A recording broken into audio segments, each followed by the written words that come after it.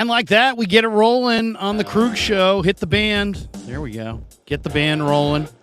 Hope everybody's having a great Friday. It is July the 21st, 11:06 on the West Coast. Larry Krueger with you from the Pig and a Pickle Krueg Show. Check out Pig and a Pickle, 2 locations, Emeryville and Corte Madera. They're open 7 days a week in both locations now from 11 a.m. till 8 p.m. or until they run out, and they do run out, so get there early. Pig and a Pickle, the best barbecue in all of Northern California. And back with us, it's Friday, normally right at 11, but we're 7 minutes behind this morning because of my tardiness, is the great Jack Hammer, who covers the 49ers for the Santa Rosa Press-Democrat and joins us as he always does on Friday. Jack, good to see you, man. How are you? Good to see you too, Larry. I'm great. Today is my first day covering the team full time. I always have been doing it second job, kind of thing. And made the big move yesterday. So today is the first day that I can say I'm covering the team full time, and I'm excited for training camp, not having to worry about looking at my phone for anything other than football stuff. So I'm excited. Oh, that is awesome, man. So and of course you're going to be at camp every step of the way. We're both going to be there watching when the Niners hit the field. And I titled this stream, "Are the 49ers Overrated?" And I'd love to say that, this was my own brainchild, but I actually pulled this one off of 49er Web Zone. I think it's a great topic. What do you think? This was a story on 49er Web Zone that was written by their staff writers. The couple guys, Brian Rennick and Zane, is it Nakwavi or Naki? They answered a question asked by an Eagles fan why they aren't overrated. But what do you think? Are the 49ers overrated coming into this year? Some people would claim, yeah, you know what? They don't have, they don't know exactly what's going on at the quarterback position. They're a little thin at defensive end. You're starting Colton McKivitz at right tackle. Are the Niners overrated? What do you think? It's an interesting question. It really generated. It actually started out in Philadelphia, right? Elliot Shore Parks, who's I think is a radio guy out there, does some writing too. He originally was the one about 2 weeks ago, who said that the 49ers are the most overrated team in the NFL because they're expected to be, right there in the Super Bowl hunt. And I think his reasoning for it was because of the unknowns at the quarterback position, which is understandable. But beyond that, no way in hell are the 49ers overrated. They have the best roster in the league, I think, and especially in the NFC. And if the quarterback position is healthy, they're going to be right there. It's going to be them. They're going to be in the NFC Championship game, probably in the Super Bowl, if they just match what their potential is with what they have on this roster. To me, I would go right back to, now we don't know the health for sure of Brock Purdy, which makes the beginning of training camp all the more intriguing. And that is the ultimate question that needs to be answered because everybody beyond that is a little bit of a projection. If you have Sam Darnold as a starting quarterback, he's a first-year guy with the Niners. He's had just not a whole lot of success in the NFL. If Trey Lance is the number one guy, it's a projection because it's based on the traits that Trey has and the growth that he's made since entering the league. But if the Niners are getting the Brock Purdy that they saw last year, the interview that I think I would point to would be the Alex Smith interview with Matt Mayoko, where Smith basically was glowing about both Lance and Purdy, and he basically said that the key word I thought that really kind of turned my head was sustainability. He described Brock's success as not just impressive but sustainable. And I think that has been the primary. I've tried to crystallize, as we've talked about this quarterback question over and over during the offseason, the people that are pushing back on the 49ers or Brock Purdy individually, what they're really arguing using a lot of different verbiage to make their argument, they're arguing that it's not sustainable. that, yeah, he had success. Yeah, he went undefeated. Yeah, he won every game that he started and finished. He was the first quarterback or the third quarterback in like 50 years to win rookie quarterback to win 2 playoff games. But the argument is clearly that there are a lot of people out there that don't believe it's sustainable. And Smith, I thought, had the greatest line. He's like, look, a lot of these traits are kind of overrated. Arm strength, 40 time. It really comes down to processing, accuracy, and timing. And he thinks that Brock has those 3 traits and that it wasn't accidental, and that the success that he had last year was not only impressive, but that it's sustainable. And I agree with him. I really do. And for that reason, I think if you really believe that Purdy's success is sustainable, you can't argue that the Niners are overrated. I agree. And I agree with Alex Smith's assessment. I do believe that it's sustainable as long as he's healthy, fully healthy, and physically and mentally. I think it's completely sustainable. In part because we know what he can do. I don't think he's going to regress. One of the biggest things that people talk about is that the film is out there on him now.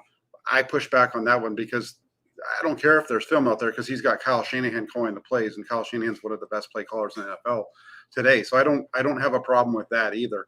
And then you add in what the 49ers roster looks like. They have 6 guys that are in the top 50 in the NFL right now. Trent Williams, Deebo Samuel, Nick Bosa, Fred Warner, Christian McCaffrey, George Kittle.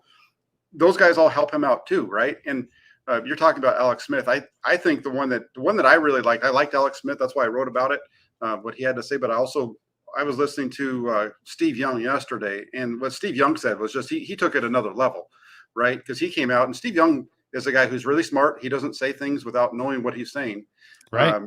And he said he came out and he talked. He said, you talk about the culture. That's what the 49ers have: the innovative offense, the play calling, the talent. It all comes together. And then when it comes to Brock Purdy, he says it's easy to say last pick in the draft at his size, arm strength, and everything else. There's limitations. When talking about Brock Purdy, I don't think you should speak that way because I think he's the kind of guy who's going to make you look like a dummy. And we've seen a lot of this offseason. A lot of people pushing back because of his lack of size, the fact that he's not the biggest, not the strongest, not the fastest. And my whole thing is I don't really give a rip about any of those things because we just saw him do it on the field. It's not like all of a sudden teams are going to shut him down. We've heard this for years in San Francisco since 2017 with Jimmy Garoppolo. And even with Garoppolo's limitations, they were still able to move the ball. They were still able to put up nearly 30 points a game back in 2019. So if Brock Purdy's fully healthy, if he's the guy that he was last season, give him some experience on top of that. I think the 49ers are fine. Well, I'll go as far as this. I would say that the 49ers may be underrated. I don't think they're overrated. I've seen people, ESPN is ranking the Niners lower than the Seahawks in their future power rankings. As far as I'm concerned, the 49ers have 2 young quarterbacks that I think are as good a young prospects as there is at quarterback in the league. And they also have kind of shown that they understand free agency. They keep picking off great players in free agency. 2 years ago, Charvarius Ward. This year, Javon Hargrave. They understand how to use free agency to not just complement their team, but to add significant pieces while at the same time manipulating the compensatory formula so that they let more players walk every year than they take in, but they take in difference makers, and then they take those compensatory picks, they pour them back into their draft haul, combine that with their day 3 success and their success of signing players after the draft. I think the 49ers have the best roster in the game right now when you're looking at star talent at the top of your roster and quality depth on the back end of the roster. I think, John Lynch and Adam Peters deserve a ton of credit for having both. I mean, there are teams that have great players, like the Rams had a few years ago. They had some great players. Stafford, Donald, Ramsey. I mean, they had some really great individual talents. But where were they thin? They were thin on the back end of their roster. Heck, go back to the dawning of free agency, the Cowboys in the mid to late 90s. They had great players at the end there with Barry Switzer, with Aikman and the triplets, right? And Irvin and Emmett and Novacek and some great players on defense. But what happened to them? They were very thin on the back end of their roster. The Niners have found a way in the salary cap era to have a huge core of great players and have really, really high quality depth throughout the back end of their roster. And so if you said to me, are the Niners overrated? I would push back in a huge way and say they're not just not overrated, they are underrated. Because if you look at the improvement that a team typically makes or a player typically makes in his career, the biggest improvement is year 1 to year 2. And the second biggest improvement is year 2 to year 3. Look how many players the 49ers have on their roster that are in, that year 2 or year 3 window. So I think that you've got the arrow pointing up on such a high percentage of players and so many great players on the roster that I think people are sleeping on how improved this team potentially can be. And I think once we see them hit the field, it's going to be apparent to everybody this is a juggernaut. Absolutely. This is the very top heavy team in terms of you look at the top end talent. I listed off some of those names, and I didn't even include Ayuk. I didn't include Hargrave, Greenlaw, Hufanga, who was an all pro last year. Their top end talent is as good, if not better, than everybody else. And then you start looking at what they built behind it.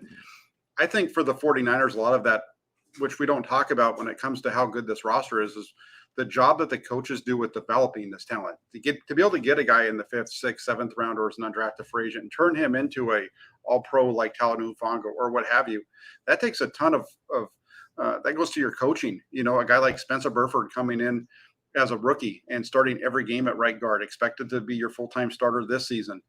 A guy like Colton McKivitz, who we haven't seen a whole lot of, but they've been developing him for this moment for the last few years. And they believe in him. And I think, their roster and their offensive line is really solid as a result of it. This week there's been a lot of talk about the running back position, right? About how it's undervalued. Well, what did the 49ers do last year when they realized that there was a need and an opportunity? They pulled the trigger on a trade. They got the best running back in the NFL that fits their style onto their roster. And, a guy like Christian McCaffrey and everything he does that he brings to the table completely, transforms their offense and the way that it attacks defenses and it forces defenses to respond. And you add that again to Kyle Shanahan and the coaching staff. And this is 49er team is right there. If they stay healthy, we're looking, this is going into mid-February, I think. By the way, we've got, there we go. Look at this. Look at this. Look at this. We hit the comments for Hutch Serves Gaming. Where is it? I just lost it. There it is. Wow. Hutch Serves Gaming, $49.99. Thank you, Hutch. He says, congrats on 20,000 subs, Larry. You lazy. Keep grinding. You will soon be KMBR's owner. And the first day I own it, I'll sell it because it ain't worth it. No, I'm just joking. All my good friends at KMBR, though, they're not too happy with me after I took victory laps on their terrible ratings recently. But Hutch Serves Gaming, thank you very much, brother. Appreciate you greatly.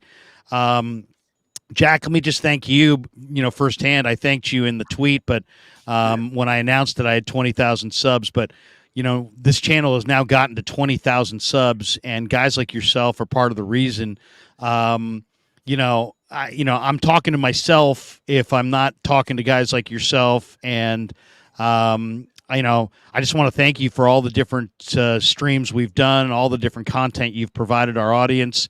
I have really high standards for this channel, and I really only want to put people out there for the audience that are guys that are really credible and know their stuff. That's why you and I work together so well, because that's what you are. You know your stuff, and you really are on top of it. So I just want to thank you firsthand. I thanked you in the tweet, but I just want to thank you firsthand for so many quality hours of entertainment, so many quality hours of Niner analysis. The Krueg Show audience has benefited greatly from your presence, and thank you, brother, for streaming so many times with me this year and chopping it up on one of our favorite topics. Absolutely. And also, congratulations to you on getting there. And the thing with you, and somebody said it in the comment section, hardest working guy on the internet. You're doing this stuff all day long, whether it's 49ers, Warriors, Giants, all these post game shows, everything you're doing, you're working like crazy to get where you are, and so you deserve all the positivity that comes with it.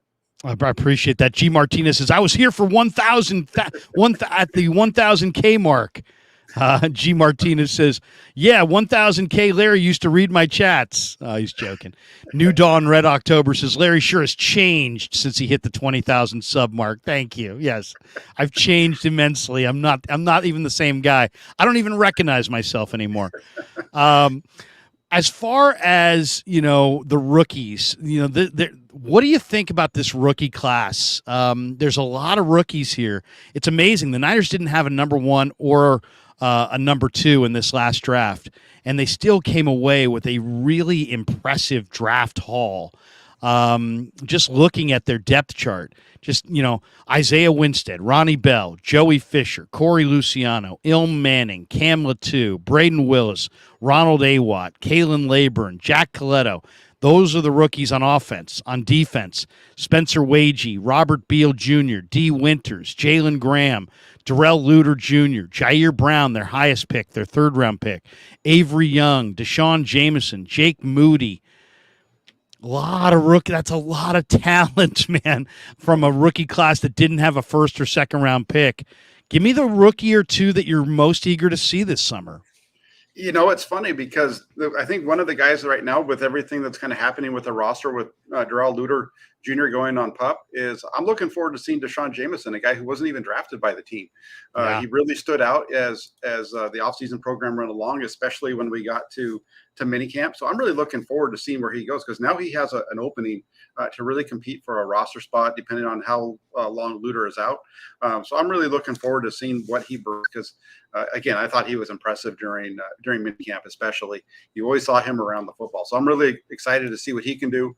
Another one, Ronnie Bell. I want to see what Ronnie Bell can do, because Bell is a guy who he showed out really good in the beginning, and then he kind of faded away a little bit as we got towards the end. And then you've got the two tight ends, Cam Latu and Braden Willis, and where do they fit in with this, especially with, the veterans on this roster? I think, Charlie Warner and Ross Dwelly, they're fighting with those two for the number 2 and 3 spots on the depth chart. So again, on the offensive side, I think those are the names I'm paying attention to the most. And then you get over the defensive side, and I already talked about Deshaun Jameson, but, Jalen Graham was a guy that I thought looked really good. D. Winters as well. So some really good stuff there. Spencer Wagee has looked good at times. I'm really interested, too, to see what happens here with Jair Brown, because that was the top pick. They traded up to get him. Where's he going to fit in? How does that whole thing play out? I've had a lot of people asking me, do I think that he's going to take the job away from at safety? From Tayshaun Gibson? Yeah, from Tayshaun Gibson. And I don't know if I think that that's going to happen, but I'm looking forward to seeing his progression. I want to see him with pads on. I want to see him. I know they don't tackle all the way to the ground, but I kind of want to see him in that environment, because we haven't had a chance to really see him make a play yet. And so I'm hoping that we get that comes out as we go through training camp. And then last but not least, the kicker. All right, Moody, you look at that one, and that's a pick that a lot of people were panning because it was a kicker in the 3rd round. But I think once people actually see this guy, especially those that are at training camp and get a chance to see how powerful that leg is, we might see some people changing their opinions of him. Yeah, Moody looks just, he's just a different animal. It just looks different.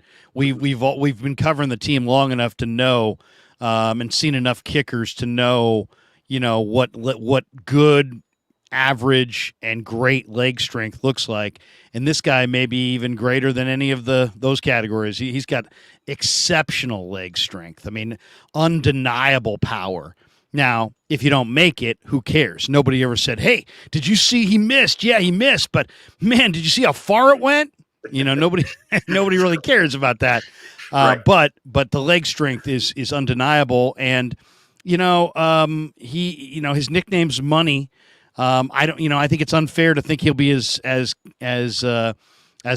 automatic as Robbie Gould. There's going to be some growing pains there for sure. He's going to miss some kicks. It's just the way it is. But I am eager to see him.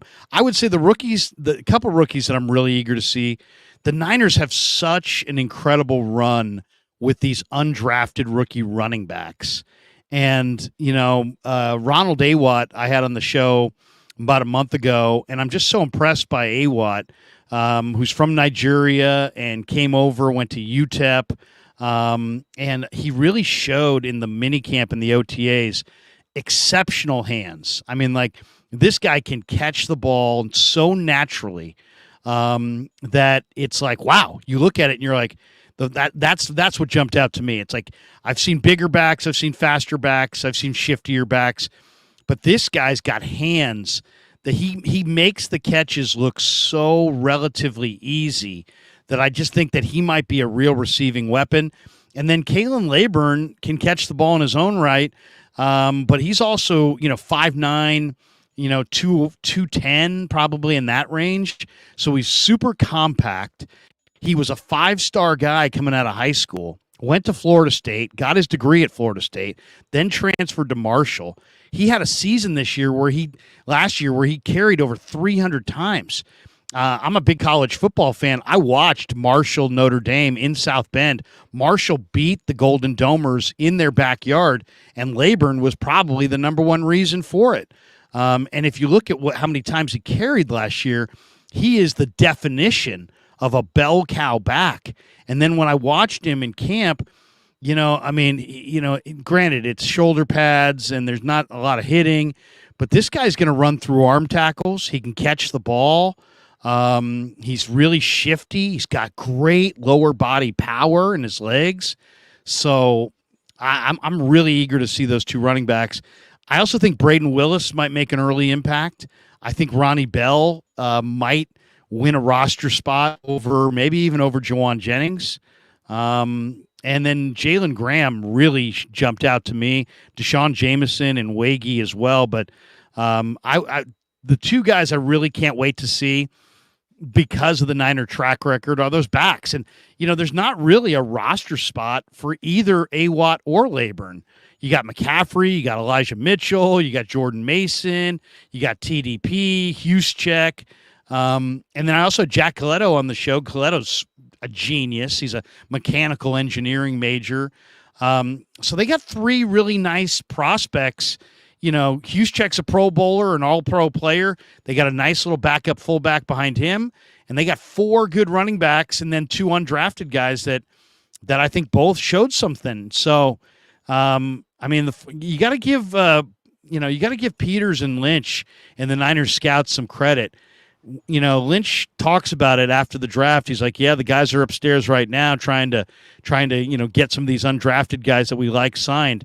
But in doing some of these interviews with Spencer Wagee and Coletto and Ronald Awat, it was pretty clear to me that one of the reasons the Niners do so well in the undrafted free agent market is that they keep track of and keep in contact with guys that they really, really covet that are going to be day 3 picks. And then, they keep in contact with them during the draft. I'm not saying other teams don't, because they do. But the Niners have done this expertly, and the proof's in the pudding. There's all kinds of guys on this roster who are undrafted free agents, and the Niners are doing that part of the draft exceptionally well. Yeah, I think their ability to bring those guys in is huge, and I think part of it speaks to how well they've done developing guys. These undrafted free agents see the opportunity with the 49ers that other undrafted free agents have received, and then also how many of those players have been picked up and taken to other teams. It's you might not make it with the 49ers, but you're going to get coached up really well, and somebody else might see you and pick you up as a result because you're with a good organization and with a staff that I think teams around the league, really respect what they're able to do. And I think that helps them out. And it's kind of like the quarterback position, right? With Brandon Allen, we've had this discussion in the past. Why did Brandon Allen choose to come to the 49ers and be the 4th guy in the depth chart when he could have gone somewhere else and been a backup or maybe a 3rd team guy? And it's all because of the opportunities that you get, not just while you're here, but the opportunities that it provides for in the future. So that's I think part of what's helped them be successful there. And then in terms of the backs, I'm with you on both of those guys. I haven't been as caught by either one yet as I was last year with Jordan Mason. But I also think Jordan Mason's one of those guys who's going to be, I think he has the opportunity to be a breakout player for the 49ers here in 2023. So we'll see. I think when it comes to the running back spot, it's Ty Davis Price. That's the question mark. Is Ty Davis Price going to step up to a point where he proves that he deserves a spot on this roster, or is one of these two guys going to come up and knock him off, kind of like what we saw last year when they cut the running back last year and he ended up in Philadelphia? So we'll see. Yeah, Trey Sermon. Taylor Broussard says, congratulations, Jack, on being able to cover the 49ers full time. It does feel good, probably, huh? That you're not dabbling here, dabbling there. And when you can focus on one thing, I mean, it's just like anything in life. If you can focus on one thing, you can do it better. I mean, your coverage of the Niners will probably be better this year simply because they will have your undivided attention, as they say. Yeah, that's the goal. That's the whole reason behind it. It's when you're focusing, there's only so many hours in the day. So when you've got to split half your time doing something else, to be able to just focus on training camp and not have to worry about being anywhere else, it feels good, takes a big load off. And I'm excited to get out there. I'm excited to be able to take that next step in terms of, spreading off here at training camp, because I love this time of the season. This is my favorite part. The off season drives me a little nutty. But once we get once we get to this point, I'm jacked up. I'm ready to go. I wish we were out there today for practice. I know. And somebody asked, the rookies reported. Why aren't you guys there? It's nobody's there, right, Jack? It's not like we're not there because we're lazy or anything. Nobody's allowed down there until Tuesday or Wednesday of next week. Is that what I'm still waiting on the email, but I'm we not would sure be there if they allowed us there. We'd be there. Yeah, I'm not sure if they're going to have media availability on Tuesday, because that's the day that everybody's reporting. The practices actually will start on Wednesdays, so we're for sure going to both be in Santa Clara on Wednesday. This week is the rookies reporting. They're not going through practices; they're going through workouts. The coaches are arriving later on, that have just started arriving later on this week and weekend. So they don't have coaches. They're just getting those guys ready to go, get them in, make sure everybody's healthy, make sure they're all ready to go as rookies, and then let's roll everybody out on Wednesday for practice number 1. Rugar says, Larry, give recognition for the guy who gave you $49.99. Show some appreciation. Come on, man. Maybe I'm just behind in my chat, but are you kidding me? Hutch Serves Gaming. I already threw him up there. That's not just Hutch Serves Gaming. That's the man that I call the mayor of Murfreesboro, Tennessee. Hutch is awesome. Are you familiar at all with Hutch, Jack? Hutch will call my show, and it'll be late at night because I'll do a lot of post-game Giants, post-game Warriors, and he'll be talking like this. Hey, yeah, guys, how you doing? I thought the Warriors could have gotten a few more rebounds tonight. And so I'm like, Hutch, why are you whispering? He's like, well, my wife is sleeping in the next room. That's awesome. That's awesome. I can't wake up my wife. I need a place to sleep. Otherwise, I would be a little bit more boisterous. Yeah, that's the mayor of Murfreesboro. Hutch Serves Gaming. So yes, we give Hutch much love. All right, Greg Khan says, I have no questions regarding McKivitz. Always Drip 805 says, I hope McKivitz is an upgrade over Mike McGlinchey. Why don't we go right there? What do you think? I mean, I follow everybody. Grant is definitely questioning the 64 Madden grade attached to Colton McKivitz. I'm not nervous about Colton McKivitz. And it's not just because I like Colton McKivitz personally, and I do.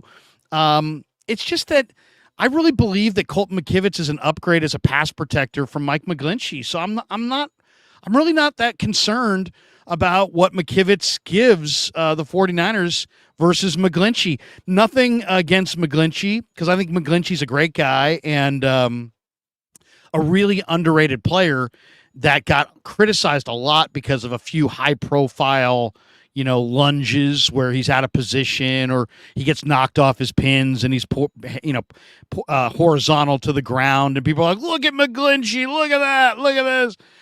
But in reality, Mike McGlinchey was a solid player, but he's getting paid like a player who's far more than solid. And I think it was wise for the 49ers to let him walk away. And I'm just not that concerned that McKivitz can do the job. I really believe he can. Give me your thoughts on the transition at right tackle. It's one of the big question marks coming into the year. Yeah, I think the 49ers offensive line as a whole is going to be as good, if not better, than it was last year. You've got guys who, like Spencer Burford talked about him earlier, who's coming in, and I think he's going to be better in year 2 than he was in year 1. Jake Brendel, same thing. First-year starter, was an All-Pro in a Pro Bowl alternate after his first season. That was a big question mark last year, right? Was basically the middle of the offensive line was the big question last year going at this time.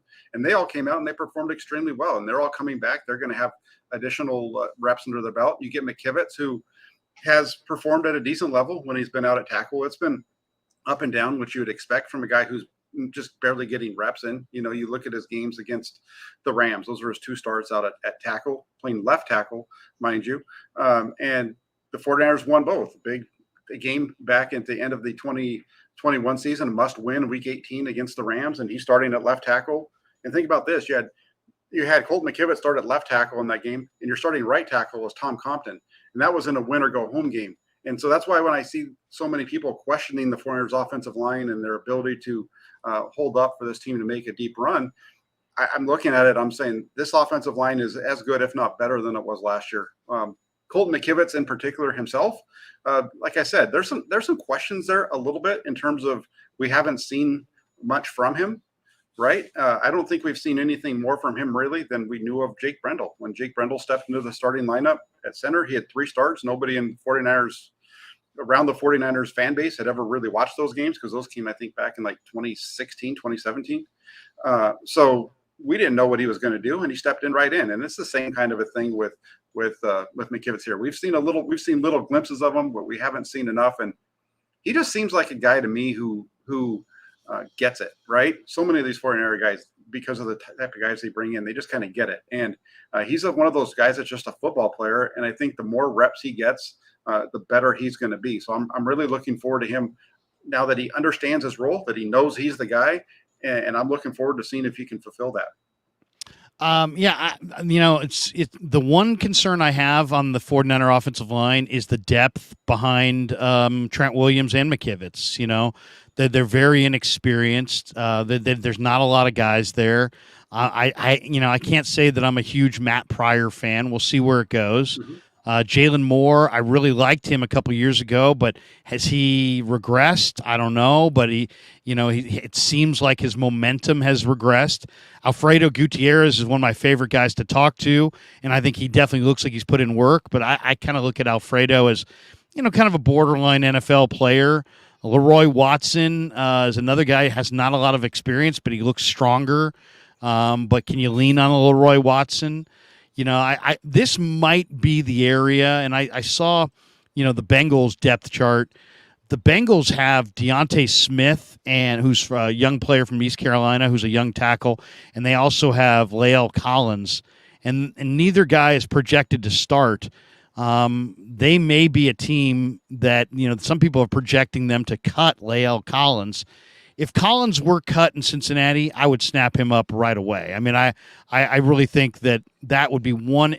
I would feel a whole lot better if the 49ers had one more player at offensive tackle that you could feel good about and not just kind of cross your fingers about. That would be, if they were a little deeper at defensive end, maybe a little bit deeper at offensive tackle.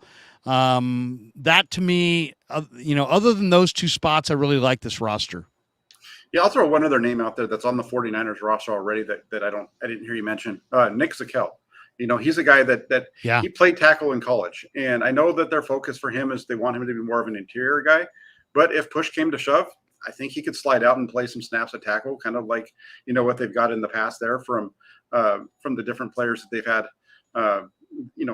Inside, I think that he's a guy that could possibly slide outside and take up some of those reps if necessary. He's one of the guys that John Lynch pointed out this offseason as to really all the work that he's put in. So maybe Nick Zakelj is a name too that could jump in there if necessary. But I agree with you. I do. The backup role behind the starters is a little bit iffy at the tackle spot. I think they're pretty good on the interior with Zakelj and Feliciano, but that tackle spot would be a little concerning. So maybe it's one of those 2 that ends up having to bump out. Don't sleep on Ilm Manning either. He played left tackle at Hawaii, and I know he doesn't have an NFL left tackle build, but, man, he moved very well in the offseason workouts, and I'm looking at him going, wow, this guy played left tackle. He's kind of built like a center or a guard, and then watching him work out, I'm looking at him going, this guy moves incredibly well. I mean, and he's not 275 or something. He's 295. Now he's not 6'6". He's more like 6'2". And so you don't see 6'2" tackles. And I don't know about the arm length. He's not in the NFL. He's probably not a tackle. He's probably a center. He might be a guard. But Ilm Manning did play left tackle at the University of Hawaii and played well. So that's another guy in a pinch that maybe they could throw in there. That to me is the one question on the offensive line. East Coast Red and Gold says, "What's up, Krug? What's up, Hammer? What's going on, East Coast?" Mike Monahan says Brock is going to throw for 4,200 yards, 37 touchdowns, 7 picks. Wow, those are big numbers. If Brock Purdy is the starter all year, what do you project for numbers? Do you project a backslide? Will he have a sophomore slump? I went through all of his starts on the All-22 over the last month with a fine-tooth comb, and it was impressive. It really was, that he was so resourceful. He was doing this as a rookie. His accuracy, put the ball in the hands consistently. But I also counted about 20 to 25 footballs that easily could have wound up as interceptions. They didn't. But that's kind of the nature of football. If you're going to throw into tight windows, there's always the possibility if you're off by a little. His accuracy and timing and touch are really, really good. But, he did do. Some people are anticipating a sophomore slump or some kind of a backslide. What kind of numbers do you think Brock's going to put up if he starts all year and is healthy? I think we're looking at right in that neighborhood of what Mike put up here. About 4,200 yards sounds about right, based off of what he did last year. Even if he slides down a little bit, the touchdowns, that's right about where he would have been with his touchdown percentage last year. The picks is actually down a little bit from what his interception percentage was. So it's right in that ballpark. I think there's been a lot of talk this offseason. As has kind of the case over the last couple of years, how the 49ers haven't had a quarterback throw for over 4,000 yards in a season since Jeff Garcia. And it's all a matter of these guys, their ability to stay healthy, right? And then the number of opportunities they get to throw the ball. The only time they've had a quarterback stay healthy to play every game of the regular season was 2019. And Jimmy Garoppolo was just missed 4,000. And the only reason for that he did was because they had the fewest passes in the league that year, or second fewest. It was under 500. I know that. So if Brock Purdy stays healthy, you've got a 17-game season, 4,200 yards sounds about right. That touchdown number is at a pretty high level. That might be, it's going to be right in that ballpark. I would expect those numbers, something around those numbers. I think it's going to be very high. I'm thinking right around 4,000 yards. I think 30 touchdowns, 10 picks, something like that. It sounds reasonable. Mm-hmm. Quincy Jacinto says, Krueger and the MFing hammer. Let's effing go. Whoever makes the calls when it comes to drafting needs to be kept and give them a raise. Yeah, the Niners have done a really, really nice job, for sure. Yep. My son jumping in with, I agree, hike the like button. That's right, hit like and subscribe, everybody. If you hit like, that helps the algorithm, help more people find the show. And if you hit subscribe and hit that notification bell every time we go live, you'll get a little notification on your phone that we're going live, and you can jump in and support the show. And also, at this point, we're about 38 minutes in. Let me thank our sponsors. Bottom of the screen, Marin Autoglass, marinautoglass.com, 415-883-3030. My favorite sausage is New York-style Italian sausage. That's why you see them in the four corners of the screen. And, of course, the title sponsor of the Krueg Show, Pig in a Pickle, the best barbecue in all of Northern California. In fact, J49 says, Pig in a Pickle did all of this for you, Larry. You owe them. Yes, I do. Yes, I do. You owe Pig in a Pickle. Yes, I do. Damon and Mary, the owners of Pig in a Pickle, are proud sponsors of the Krueg Show, and we thank them every day for their incredible support. And go check out the best barbecue in all of Northern California, either in Emeryville or Corte Madera. One more from Hutch Serves Gaming. He says he was here for the first live stream, and I will never leave. Thank you for your love and knowledge of Bay Area sports. Keep grinding. 30,000 coming soon. You have to whisper because my wife is sleeping in the next room, and I don't want her to wake up. So that's why I'm whispering. on the Krug show. We got this one from Scott Hill. Hey, Larry, I grew up in Concord in the 1970s. All right. Well, I'll tell you, it's hot out here in Concord. It's probably hotter where you are, Jack. It's supposedly, my wife said it's going to be 99 today in Walnut Creek. You're a little bit deeper in the valley than I am right now. What do you projected at there, Jack? I'm sitting outside doing this on my back patio, and it is 95 degrees. So I'm getting ready, Larry. I'm getting ready for camp. I'm going to be in shape when we get out there next Wednesday in the sun in Santa Clara. It's not going to be any big deal to me because I'm already out here at 95. Do you go camp hat? It depends on. Or do you burn and peel like me? It just depends. I try to wear a hat most days just because my face will be red. It'll look like your banner, how dark your banner is. That's what my face will look like after about a day out there without a hat on. So usually I have a hat on. I may have to go buy a camp hat. I did get some new shades, so and they were $5 at Kohl's. They said they were $30, and I'm like, hey, I like these shades. And I lose shades so much that if I can't keep buying Revos for like $300, right? So I'm like, I just got to get some cheap shades, and I go in with my kid, and I like the rose-colored lenses, and it said go to Kohl's. So I went into Kohl's. Sure enough, I find this pair. They say they're $30. I'm like, oh, great, perfect, $30. It's perfect for my budget. I'm walking to the counter. I hand the shades to the lady. She's like, that's $5.87. I said $5.87. She's like, yes, they're on sale. So look at you breaking the bank on YouTube and $5 glasses. $5 shades. I just want everybody to know when you watch me, the shades that I will be wearing in training camp, $5.87. Robbie439 says, Larry, I've heard you throw out a take about Brock's almost intercepted passes, but for context, doesn't every quarterback have passes that are almost intercepted? I think that's really disingenuous stat. Oh yeah, it's not a stat. I'm just telling you what I'm seeing from watching the All-22. I'm the biggest Brock Purdy fan there is. I mean, come on. But yeah, I mean, there are people that feel like he'll regress this year and that he'll throw a bunch of picks.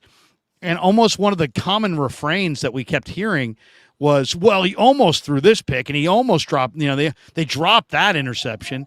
And that's just the name of the game. I mean, you win some, you lose some. There may be a few more picks this year. Somebody may hold on to a couple of them. I'm just saying that, you can throw too many picks, obviously, but you can also throw too few picks. And when you're not throwing any interceptions, that probably means that you're not trying to squeeze it into those windows that you need to be trying to squeeze it into. And when I think of this, I think of Alex Smith during his era with the Niners. He took so few chances with the football that I would have liked to have seen a handful of more picks if he had, because I think it would have also come along with, 7 or 8 more touchdowns and a lot more yards. So I know picks are negative always, but I'd rather have somebody who throws a few. Otherwise, you're probably leaving some yards and some touchdowns out on the field. What do you think, Jack? Yeah, I'm with you on that. I look at this, and this is something that's been brought up a lot as the near interceptions or whatever you want to say. And PFF has a stat, turnover worthy plays, and he was one of the top guys in the NFL, actually, as far as the low percentage that he had in the turnover worthy plays, according to their metrics. So take that for what it's worth. In addition, for me, I look at this, and I remember Jimmy Garoppolo in 2017. And a lot of people have tried to say the 49ers with Brock Purdy, it's Jimmy Garoppolo. It's kind of redo of what they did in 2017 with Garoppolo. And I see a difference between the two. There was a lot of times where Garoppolo had either near interceptions or interceptions where you just had balls getting thrown up, and it was kind of just, a ball up for grabs, and it was a guy coming back and making a great catch, so it wouldn't be an interception or what have you. And those are like where you can see it maybe turning the corner and going the other direction.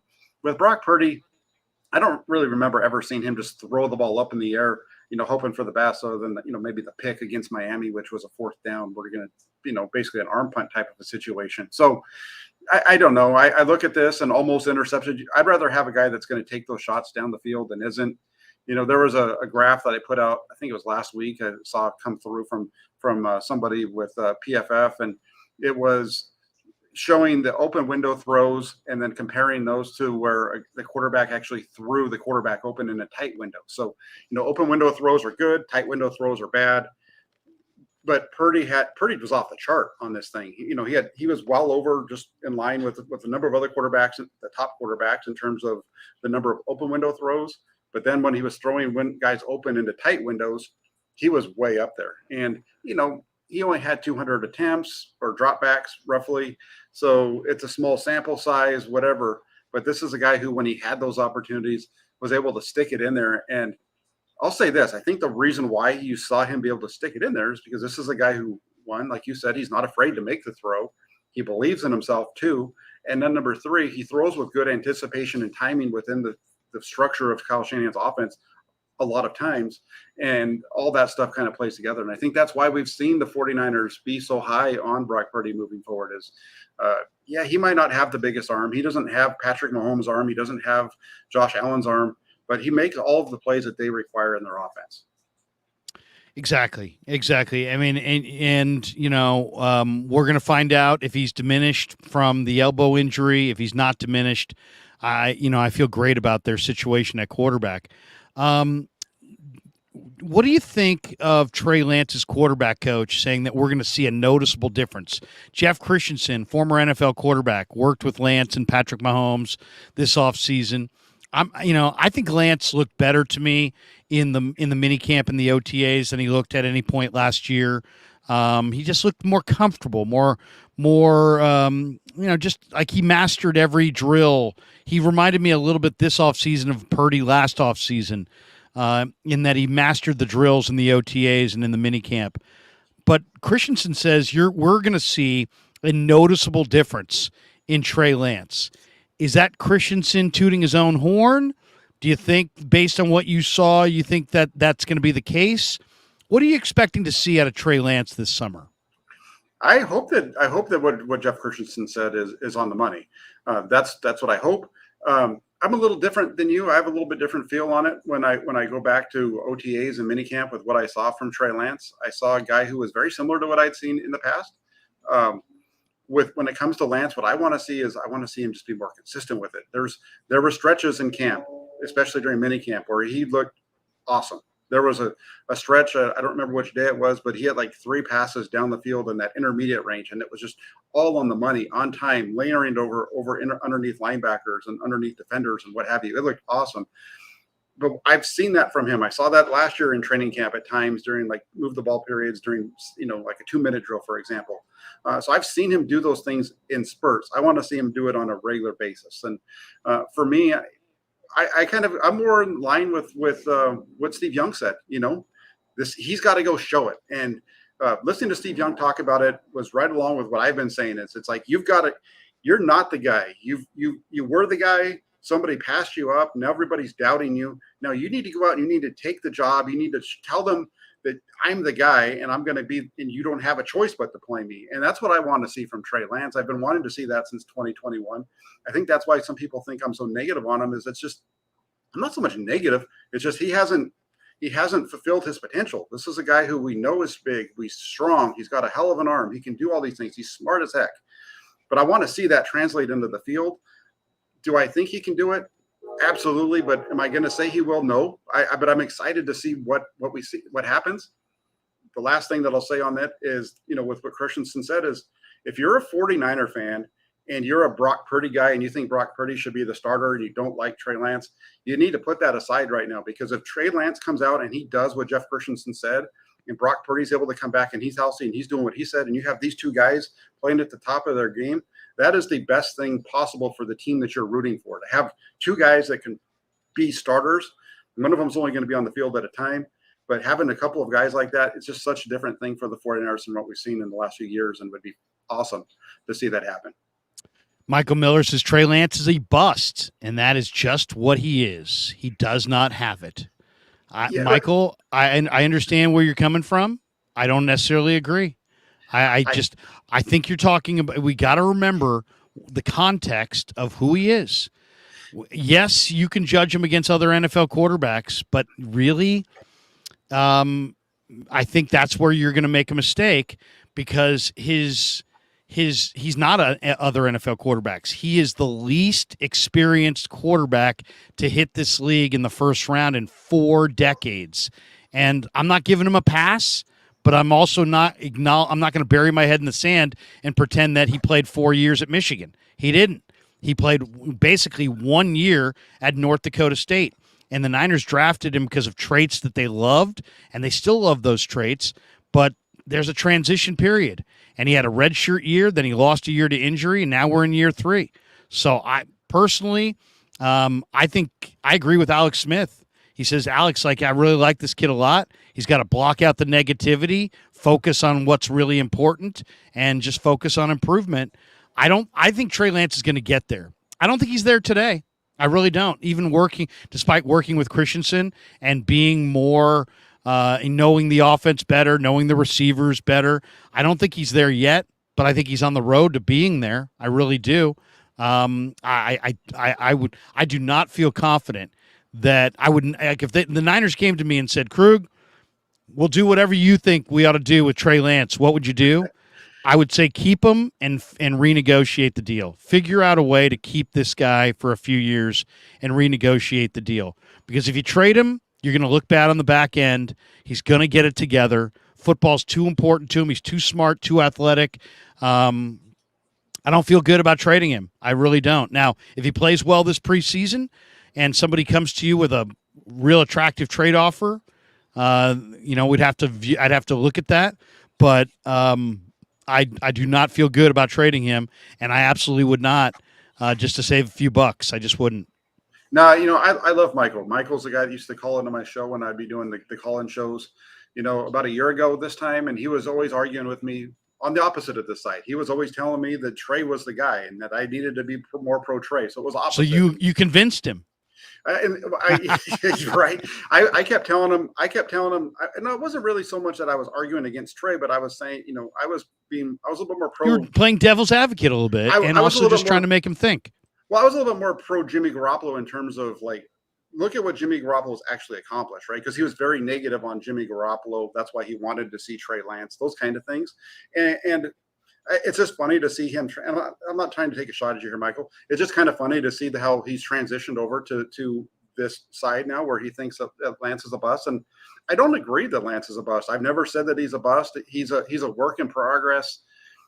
The thing for me when I look at Lance is there's so much projection of people who are saying that he's going to be great and all those kind of things. And I've seen him on the practice field for 2 years, and I've seen a guy who shows me that in spurts, but he hasn't put it together. Like even Brock Purdy last year in training camp was more consistent, I felt, than what we saw out of Trey Lance on a day-to-day basis, right? That's the key word. It's consistency. It's about consistency. And that's for me, that's really all it comes down to. And I think when you look at the 49ers offense, you look at the way that it operated with Brock Purdy, you look at the way that it operated with all these other quarterbacks. With Trey Lance in there, it's just been disjointed for whatever reason. And it's, some of it's on Trey, some of it's on, other players around him, but it just hasn't all come together yet. And Trey hasn't been, I think the biggest thing is efficiency, right? Consistency, efficiency, whatever, those words kind of go together. And that's what we need to see out of Trey Lance on the field for him to really be able to fulfill what the 49ers saw in him when they made him the number 3 pick in 2021. J49 says, love this show. Here at work, I must deal with Raiders and Sea Chicken fans. Go Niners. J49, just quit. Just go into the boss and say, I quit. I don't want to work with these Raider fans. I don't want to. The guy behind me likes Pete Carroll, for crying out loud. Get me out of here. That would be great. Hey, J49, we're glad you're enjoying the show. We definitely enjoy doing the show as much as you're enjoying watching it. A couple things on the Trey Lance. A couple good comments in here. Tripp says, I like Brock also, but to call Trey a bust shows you don't know football. The kid has to play to be a bust. I think, well, I wouldn't be quite that harsh, but you know what? I just think it's premature, and we're in an instant gratification world. And all I would encourage anybody to do is do the same exercise that I did this offseason. I went and I looked at every quarterback who's ever made the Hall of Fame and how they looked early in their career. Just because I wanted to see for better context, what the best of the best, the creme de la creme of NFL quarterbacks in our lifetime, how did they all start? And most of these guys played full collegiate careers, right? And yet it is uncanny how many Hall of Fame quarterbacks absolutely stunk it up in the first part of their career. How many guys didn't get it going till 26, 27, 28 for Kurt Warner, 31 for Steve Young, 33 for Warren Moon? I mean, we're talking about Aaron Rodgers is a great quarterback. He went to Cal. He was phenomenal at Cal. He sat for 3 or 4 years behind Brett Favre. Guess what Aaron Rodgers did his first year in the NFL? It was like 6-10. It wasn't very good. Joe Montana is one of the greatest young quarterbacks I've ever seen. He was like 3-6 in his first 9 starts. Steve Young's a Hall of Famer. He was like 11-21 to start his year or start his career. And was a broken player in Tampa and had to come to San Francisco and kind of rebuild himself up. So Dan Fouts started slowly. Kenny Stabler started slowly. Roger Staubach had a naval commitment. He started slowly. Troy Aikman started slowly. Peyton Manning threw 28 interceptions as a rookie. I mean, Josh Allen started slowly. The exception to the rule is Russell Wilson and Roethlisberger and Marino and Pat Mahomes. But those guys are the exception to the rule. They're not the rule. The rule is that it takes a little time. And if you go look at those numbers of every Hall of Fame quarterback and do that exercise, it'll take you about a half hour. You'll see what I saw, which is, and I did a video on this. If you want to go back on my Krueg Show channel and look for this video, you'll be absolutely floored by the sheer number of Hall of Fame quarterbacks that started slowly. I'm not saying Trey's going to the Hall. I'm just saying let's pump the brakes on the bus talk because I think it's premature. Michael Miller says, I just woke up and seen Trey and what he is. Okay, I hear you. But, I'll say this. Like all things, we all are like this, whether it would be with sports or other things. Our opinions evolve, right? Our opinions evolve based on our life experiences and what we see and what we witness. Some people that you used to love, you can't stand today. Other people you didn't love at all at the beginning, they're some of your best friends now. Athletes that you thought were no good, you think are pretty damn good now. Guys that you thought were great, now you don't think are so great, right? All of our opinions evolve. That's all I would say. Yeah, I think that's fair to say that, and it's fine. I think when you look at the guys that have had success or haven't had success, it's easy to see. With Lance, do I have doubts about Trey Lance? Absolutely, I have some doubts. I do too. But at the same time, I have some things that I think I see both sides of it, and that's why when I do my reporting, I always make sure after practice I show if it's been a bad practice, I still show a couple of positive pieces of what he did because it's never just a crappy day. Usually they have something good that they did, and you can point it out. And with Lance, it's just there. You see it. I've seen it. I've seen it almost every practice. I see at least 1 or 2 plays where it's like, wow, that's really good. It just needs to happen more often. And you talked, Larry, about the guys in the Hall of Fame or the guys that have been really successful early on, and how many have one side or the other. You look at the guys that have been really successful early on, especially like a guy like Roethlisberger. I just talked about this last week with regards to when I was doing something on Brock Purdy, or even the Russell Wilson up in Seattle, what have you. These guys that have been really successful that early on in their career, part of the reason they've been really successful in terms of wins and losses is because they're on good teams and they have a lot of talent around them, right? That's one of the things about it. When you look at a guy like Ben Roethlisberger in Pittsburgh, he was on a very good team, very good Steeler team. A very good Steeler team. They ran the ball. They ran the ball over 600 times that year. He hardly threw the ball at all. He was like averaging like 20. I think it was 21 passes a game that year. They had a couple really good running backs led by the bus, and they were a run heavy team with a hell of a defense, and that's why they won a lot of games. Year 2, he improved and so on, and just he got better as it went along. And when you look at that with the 49ers, there's been a lot of talk this offseason about Christian McCaffrey and the influence that he's had, and I pushed back on some of it. But what I will say is I sat down and I looked at the numbers because all these guys are pretty close from 9 yards and in. That's not, most of these guys are going to hit pretty good. It's really what they do in that intermediate range, that 10 to 19 yard range. That's Right. where you really make it. And there's been a lot of talk this offseason about the fact that when Brock Purdy was the quarterback, he completed 80.4% of his passes in that 10 to 19 yard window. And, Which is nobody an else. Extraordinary number. Yes, compared to like the next closest was like 73% or something like that. So I was like, let me take a look at this. So I went back and I looked at what Jimmy Garoppolo did. Garoppolo last year was like 62%. Wow. But when I looked at where Garoppolo was when he had after the Christian McCaffrey trade, so from Kansas City on until he got hurt, he was at 75.8% in that area. Great number. Which doesn't get looked at because it's not his full season number. So you've got to do some work to find it, and people aren't doing the digging.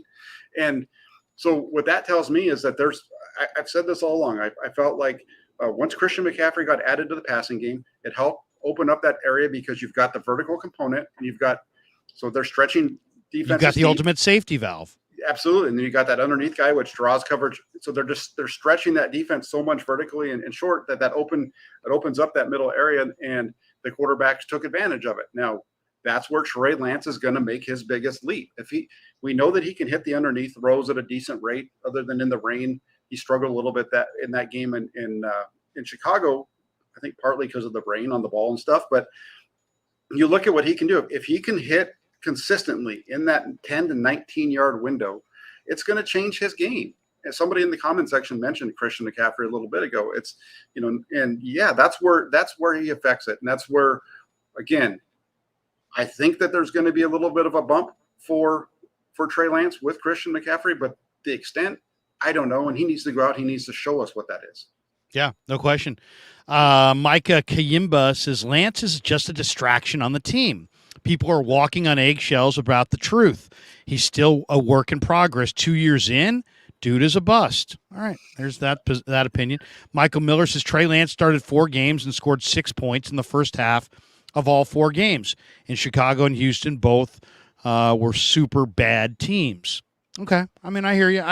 I think we're all very keenly familiar with every moment thus far of Lance's career. I would just say, if you think I know anything about football, I would just say my advice would be pause and let's see. I know that's not sexy. I know that's not going to drive people to to donate money to the channel or it's not going to drive viewership on YouTube.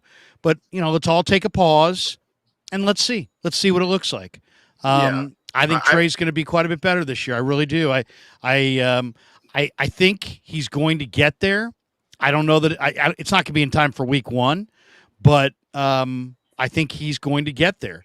That all being said, I did a live stream last night with Vish and Jesse, and the 3 of us, I said, let's get on the record right now on how you think this 49er quarterback situation is going to go. Let's make some predictions. And I'll tell you, I'll go first since I already did this last night, and then I'll hear yours, Jack. But I'm predicting Brock is healthy and starts week 1, and he's your number 1 quarterback. I think Trey beats out Sam Darnold for the number 2 job and is number 2. I think the 49ers opt to keep Brandon Allen at $1,080,000 as their 3rd string quarterback, and I think they will trade Sam Darnold at the cutdown for something, 5th round pick, maybe a 4th, maybe to a team like Green Bay who's got Sean Clifford and Danny Etling backing up Jordan Love. I could see something like that. So if I got to be on record with this, Brock wins the competition. He's your 1. Lance plays well this summer. He's your 2. They go for financial reasons with Brandon Allen as number 3 because they do have a lot of money they want to roll into next year's 2024 cap because they got a lot of big money coming up next year. And Darnold is sacrificed in a trade. That would be my prediction on what we're going to see this summer. Give me yours. Yeah, I'm going to stay consistent with what I've said in the past. I think that Brock Purdy will be the week 1 starter. I think he'll be the starter. I don't know if he'll be able to start every game, but when week 1 hits, it's going to be Brock Purdy. I think we're going to see him active earlier in training camp than a lot of people have projected. So we'll see how that goes. But Brock Purdy, the starter. I think Trey Lance is the backup. I think we'll see him show some improvement during training camp. I think he's going to be the backup. And I think that Sam Darnold will be number 3. I don't see Brandon Allen staying with the roster. I know that the salary structure and the way that it works out, it's a little backwards for the 49ers, but I do think that Sam Darnold is the guy that they want to have be on this roster as our number 3. I think Brandon Allen was more of a guy that they added on at the last minute because they still didn't have Brock Purdy, and they realized they needed to have another quarterback out there, and they were able to get a veteran to do it instead of a young guy. So I think it's going to be Purdy, Lance, Darnold in that order for 2023. Interesting Albert Breer article this week where he suggests that Trey Lance could play well this summer and be a cap casualty. Did you see the article, Jack? That he thinks who's that? Trey Lance? Trey Lance. He basically, his argument is that, Debo, Trent Williams, Armstead, Warner, Kittle, Mooney Ward, Hargrave, CMC, Ayuk, they account for nearly $190 million on their 2024 cap. He says Trey Lance is on the cap next year for $10.8 million, and that money's fully guaranteed. And Dre Greenlaw's number's north of $9 million, and that's without Bosa under contract for next season. So even if the cap jumps from $224.8 million to $250 million, he said some things are going to have to be moved around. Now, we know the cap. It can be massaged. You can renegotiate guys. You can kick this can further down the road and delay, kind of paying the piper on the cap. But he basically said, and this is from Breer, he said a Trey Lance trade, if he has a strong preseason, could create some breathing room on the cap. He said and then he went on to say having both Warner and Greenlaw as off-ball linebackers may be a luxury, so Greenlaw may have to be offloaded. And then he talks about CMC. He says if he shows his age or gets hurt again, he could be on the chopping block. And then he also kind of throws out Kyle Juszczyk as a guy who, may be in his final year due to cap reasons. What do you think? I mean, I guess the question is this. I mean, I do expect Trey to play well this summer. The question is this. Are the Niners all in on Trey, or are they all in on Brock? And I know they're starting Brock, but that doesn't mean they're all in on Brock. That just means they may feel that Brock is ready to win right now. If they're all in on Trey, then if he plays well in this preseason, that's just going to mean that he's the number 2 quarterback over Darnold and Allen. Unless he plays spectacular and Purdy is just not good at all or not healthy, then Trey could wind up being the week 1 starter at Heinz Field. So all these things are possible. But I kind of look at this as if Trey plays well, he's at minimum the number 2 quarterback. But Breer is saying something that kind of does jive with what we've heard from Rappaport and some of these other guys that, hey, they're not going to trade Trey Lance at the draft, but they may trade him in August once they find out that Brock's healthy, and almost as if somebody has told them that. What do you make of that? Is it possible that Trey Lance has a very good preseason, a very good camp, that Brock Purdy's healthy, and that the 40 – I really believe Trey's going to play well. What I don't know, Jack, is how are the Niners going to respond if he plays well? And if are they going to respond by saying, man, Trey looks great. He's still very much part of our future, and let's invest in him and do what we have to do to make the money work down the road, and he's here and he's our guy? Or are they going to be, hey, you know what? Trey's playing really well in the preseason, and now the Falcons and Commanders and Titans are calling, and they're upping their offer. Do you think a good productive summer from Trey could lead to a trade at the cut down for Trey, or does it just make the Niners feel better about drafting him? I think it's a big question. It was. I don't think that the 49ers are all in on, with any of these quarterbacks. If you just listen to what they've said, they're not all in with Brock Purdy. They're not all in with Trey Lance. They're definitely not all in with Sam Darnold. They like what they have, but they haven't said that this is our guy. They haven't, like last year, you knew they were all in with Trey Lance. They haven't done that this year, even with Brock Purdy. They haven't done it with any of their guys. So to say they're all in, I don't know about that. In terms of the scenarios of a possible Trey Lance trade at the end of training camp or late in training camp, that's not new. I was saying that months ago, that's if there was going to be a Trey Lance trade, it was going to be happening at the end of training camp. They're going to need to know that Brock Purdy was healthy first. They're going to need to know that whoever they have as the backup, we know it's Sam Darnold now, is capable of handling that position. They're going to have a third guy that can fill that spot, and that's what they have now. It's not a rookie like I was expecting it to be. It's a veteran in Brandon Allen, but they have depth throughout that position. And so if the 49ers are going to trade Lance, that's when it's going to happen. I just find it hard to believe that a team is going to trade for Trey Lance unless there's an injury. If there's an injury to a starter, then there might be a trade for Lance. But you look around at the teams that are usually thrown in this mix. It's Washington, it's Atlanta, it's those teams. And Washington, I think, is pretty happy with what they have in Sam Howell. This is a guy who has played a lot of football. There's a lot of development that's already taken place with him from his college days. So I feel like they like him a lot. And I think it's the same situation in Atlanta. There was the person a couple of weeks ago who was saying that the 49ers in Atlanta had talked about, a trade for Lance, which it clicks all the buttons, right? Because back before the draft in 21, there was a lot of people that were expecting Lance to end up in Atlanta anyway at number 4, which is why the 49ers traded up to 3 and so on. So, is he going to get traded? I find it to be a tough situation to trade him. Although it'd make a ton of sense if the 49ers could, right? Because he is on their books for $10.8 million, like you said, next year. They don't have a way of getting out of that unless it is through a trade. They're going to be stuck with that money. I don't know and with the way they are up against the cap already, that's one way to save about $5 million for next season. Other than that, you're having to go out and redo contracts with some of your veterans, or possibly Trent Williams retires, which frees up a bunch of money for you and stuff like that. But that's where it's interesting, and I think that's kind of why. That's one of the reasons why I thought they might trade him.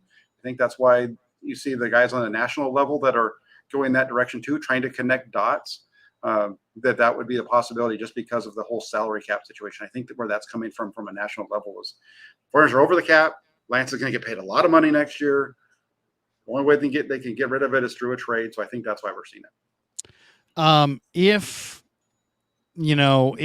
I said to you two guys, as I said, the NFL cap, it's hard to get too exercised about the NFL cap.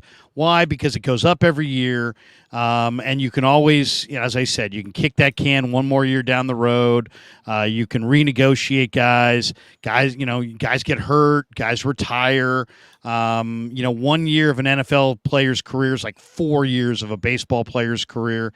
You really have to take the thing year to year. But of those players, Debo, Trent, Armstead, Warner, Kittle, Ward, Hargrave, McCaffrey, Ayuk, Bosa, Greenlaw, Lance, Juszczyk. I think that's the entire group. I mean, first of all, it's an awesome array of top-tier talent. But if I said to you, you know what? They can't renegotiate everybody, and they can't kick the can down the road, and they're going to have to say goodbye to 2 of those guys going into 2024. Who are you saying goodbye to? Trent Williams and Kyle Juszczyk are the top 2 for me that I think would be gone. Wow. I love Trent Williams, really good offensive lineman, one of the best in the game. He's getting up there, though. His contract is extremely high. And he had talked about possibility of retiring after this last season. So I think maybe retirement becomes a thing next year. Kyle Juszczyk, again, a guy who is very versatile, fills a great role for the 49ers with what he's able to do. But I think he's kind of getting there too. They don't utilize him really quick on Kyle Juszczyk. They don't utilize him nearly as much as I think they should. I think he should be utilized way more than he is. But I think those are the 2 Eric Armstead is a guy who's already been doing business with the 49ers in terms of restructuring his contract. I think you restructure his deal. I think you restructure Warner as well. He's right there. Even Deebo Samuel. Deebo Samuel's a prime restructure candidate for next year. He only has $6.5 million or $6.7 million, in guaranteed money.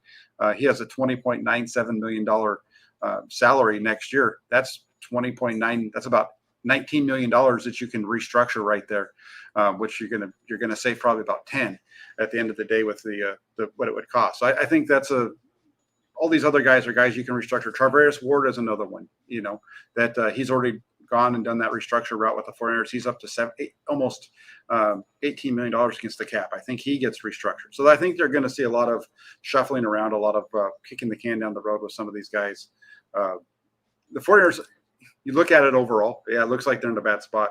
This is one of the things we talked about the roster and how strong it is.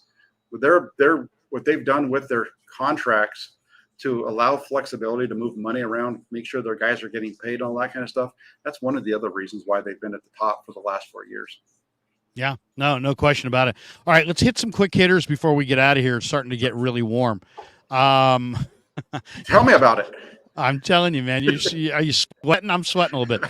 All right, and I'm not nervous. Man, this show is killing me. I'm just nervous as hell. But give me the other story that came up this week, and this is the unhappy side of football. Is there's always injuries, and we've already seen Darrell Luter Jr. placed on the PUP list ahead of camp. Any speculation as to why? Do you know anything? Does anybody know anything? Nothing's been reported. How much of a concern is that Darrell Luter is at least going to start training camp on the PUP? Yeah, I haven't seen anything about it. I kind of remember back during minicamp, it seemed like his reps were kind of slowing down in terms of how often we were seeing him on the field. But no, I haven't seen anything as to why. In terms of it being a concern, I don't know. They've got a guy, they've got some guys already there that they can fill in. Samuel Womack, it means that we're going to get to see more of Sam Womack. It means we're going to get to maybe get a little bit better look at Ambry Thomas and find out if he's worth keeping on the roster, a third-round draft pick in 2021 who really fell off the map last year after having a decent, finish to his rookie year. Means we're going to get more looks at Deshaun Jameson out there as well, Quantrez Knight. Yep. So, not having Darrell Luter out there when training camp starts, if he's not out there, it just opens the door for us to see some of these veterans that need, or in Jameson's case, an undrafted free agent who need looks in order to decide where they're going to fit on this roster. Because I think Womack makes this roster regardless. Ambry Thomas, I think, is one of those bubble guys, so he needs to make the most of that opportunity if Luter's not out there. Yeah, I think they actually have covered themselves with some good depth at corner. So as long as he's not out for an extended period of time, they should be all right. And it should just give other guys a chance to, as Jack says, get a few more reps. J49 says, get an AC unit, Larry, or see if the wife will let you in the house. Oh, thanks. I appreciate that. Honey, please stay outside. We get this one from Clarsard49, who told me his grandmother watches the show. He says, Krug, I get the carpet on the wall, makes it soundproof in the studio, but geez, can't imagine the heat.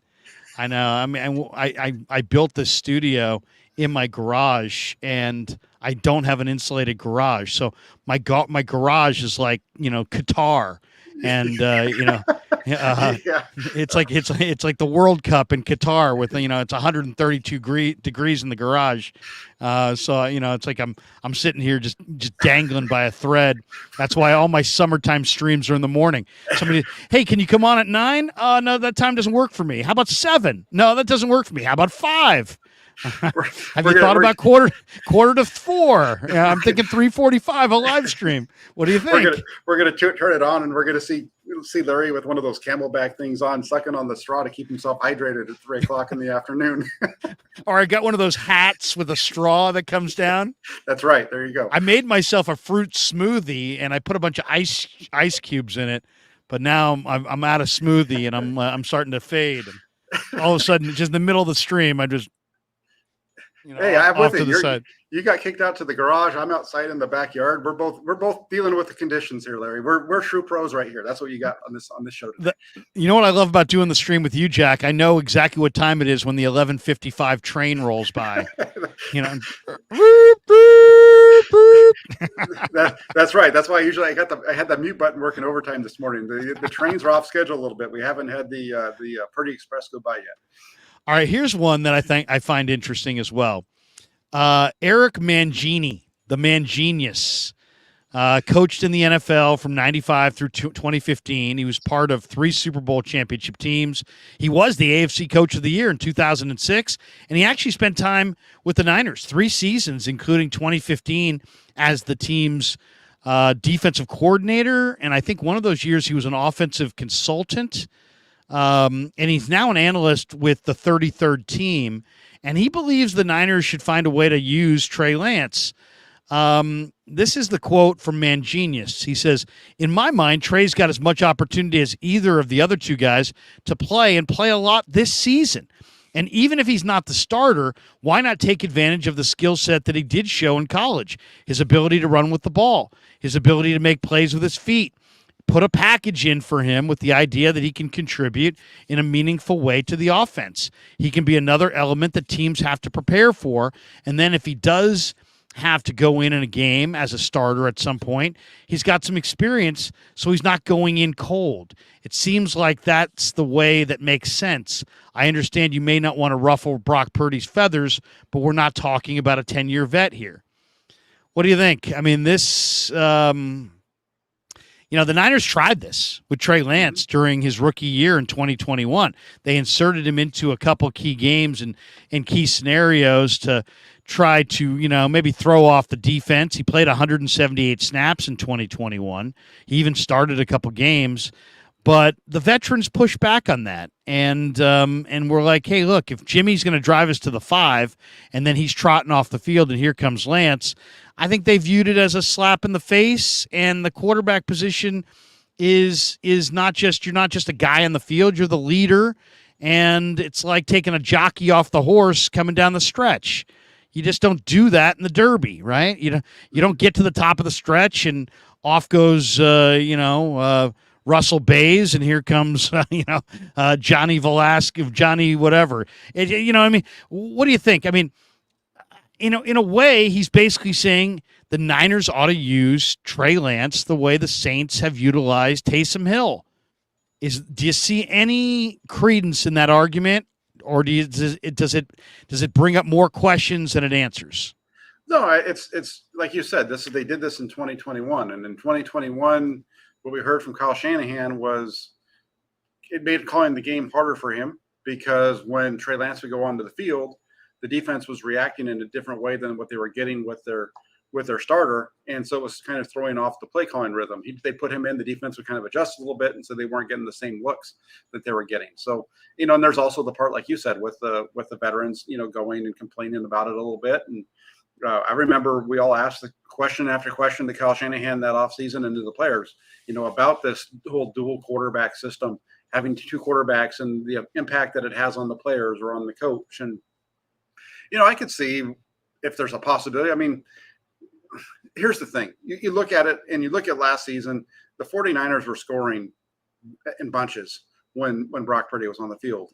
It doesn't make sense to me if you're putting up 33 points a game with 1 quarterback that you all of a sudden need to use 2. I just don't see that as being the case. You play, where you do that is if all of a sudden the starter isn't effective in a certain area, if there's a certain area that he's maybe struggling in, then it makes sense, and like Micah says here, and this isn't against Trey Lance. I agree with this. The 2 quarterback system's a joke. I just don't think it works. I don't think there's ever been a team that's won a Super Bowl using the 2 quarterback system on a regular basis, like rotating guys in and out. I know, yes, you can. Yeah, the older guys in the audience can point to the Miami Dolphins back in like 1972. I think they did it a little bit with Bob Greasy and I think it was Earl Morrall that season. But I mean, come on, the 2 quarterback system really doesn't work if you're going to be a high level Super Bowl team. I just don't see that playing out. Are you familiar with Rohan Yeah. Chakvarthi? Yeah. Mm-hmm. He writes for 49er Web Zone. He's got a pretty interesting article up. Why don't we finish with this one? He's got 5 49ers on the roster bubble ahead of training camp. I'll give you, and I don't necessarily agree with all of these because one of them's Nick Sakel, and I don't think Nick Sakel's on the bubble. I think Nick Sakel's on the roster, but I hear where he's going. I'll throw out some players. I'll throw out his 5, and then maybe a few others, and you just tell me they make it, or they get cut, or traded. All right, here we go. Ambry Thomas, according to Rohan, on the roster bubble. Does he make it? Does he get cut or traded? Thomas, it all depends on what happens with Luter. If Luter's healthy and if Jameson can step above him, that's how he gets bumped off the roster. Otherwise, he makes it. So one of these younger guys needs to step up and beat him out, I think, to make it. Otherwise, he's on the roster, even though he's on the bubble. I have him as the 7th corner, but I think there'll be some injury along the way. Heck, Luter's already hurt. So I'll say that Thomas makes it as the 6th and final corner. I think they'll go 4 safety. I think going 10 DBs. 4 safeties, 6 corners, and I think Thomas gets that final spot. Javon Kinlaw. Yeah, that's a good one. He's definitely on the bubble. He's a guy who, let's see what happens there because I think he'd be a really nice fit for the 49ers in a situational position, where he's coming off the bench and he can just do certain things if he's fully healthy. But I do agree. I think this is a really good one here as far as being on the bubble because you've got guys like Kevin Givens who can give you a lot of snaps. You've got Khalid Davis coming up. That he's a player and he's done well when he's gotten his opportunities. T.Y. McGill, a veteran who looked really good last year as well. And the other thing on top of that is you have Hargrave, who is going to take a high percentage of snaps if he's healthy. So maybe they go with one less defensive tackle this year. Maybe Kinlaw's the guy that they decide to – they get something at the end. They get peanuts, a 7th-round pick in 2025 or something like that where they decide to move off them. So I can see this being that's a really good one from Rohan. Yeah. Over his first 3 seasons with the 49ers, Kinlaw's played in only 24 of a possible 49 games. And he just didn't look good at the end of last year. It doesn't really make sense to trade him, but I think he's too good to cut. Though the numbers game's going to be intense with McGill and Givens and Kalia Davis and Hyder, and I'll say he makes it, but I don't feel confident about it. All right, Demetrius Flannigan-Fowles. Yeah, that's another. Dang, Rohan did a good job on this list because that's a good one too. I've had Rohan on the channel a couple of times. He's a good dude, and he'll be. I'm pretty sure he'll be on training camp with us too. But yeah, that's a good one. Flannigan-Fowles is definitely a guy that I'd have on my list too, especially when you have I think you've got Oren Burks, Curtis Robinson, Marcelino McCurry-Ball. I think those 3 can also be your second linebacker group, and then you have D. Winters and Jalen Graham. So Flannigan-Fowles, a guy who's getting paid a little bit more than you really need for a backup linebacker. Yeah, I think that he's definitely on the bubble. Yeah, I could see him traded. I think the 49ers are going to keep 6 linebackers. I think it's going to be Greenlaw, Warner, McCrary-Ball, Jalen Graham, D. Winters, and Oren Burks. I think those 6 guys make it. And I think Curtis Robinson maybe slides back to the practice squad, but I think Flannigan-Fowles may get dealt for a 7th-round pick. I could see it as the thing goes down, gets cut down. Ross Dwelley. Yeah, that's another really good one. With Dwelley, it all depends on what they do. If Dwelley makes this roster, he's making it for his special teams ability.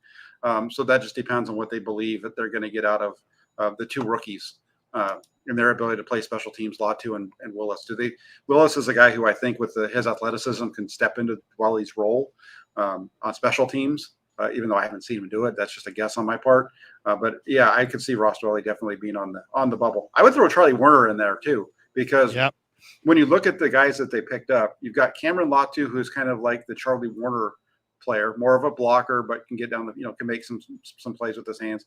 And then you have Willis, who is more of the move guy, the off ball, off the line tight end type of player, which is what Ross Dwelley has been for most of his career. So I think both of those tight ends for the 49ers are on the bubble. I agree. In fact, I'll go further. I think Latu and Willis take the jobs away from Warner and Dwelley. I think Warner and Dwelley wind up getting cut. And then he's got Nick Sakel. I'd say Nick Zakelj for sure makes the team. The question is, how many offensive linemen will the 49ers take? I think you got to take 9, which would be Trent, Banks, Brendel, Burford, McKivitz. Those are your starting 5. And then I've got Feliciano 6, Zakelj 7, probably Jalen Moore 8, and I would probably go with Joey Fisher 9. So I got 9 offensive linemen, which would be one more than some people have. But I that means I've got Zakelj making it, but I think Pryor it maybe gets cut. My backups once again: Feliciano, Zakelj, Jalen Moore, and Joey Fisher. Yeah, I just don't see this one either. I think Zakelj is the guy who's going to make this roster. I think he's as much of a sure thing as you can when it comes to a backup offensive lineman.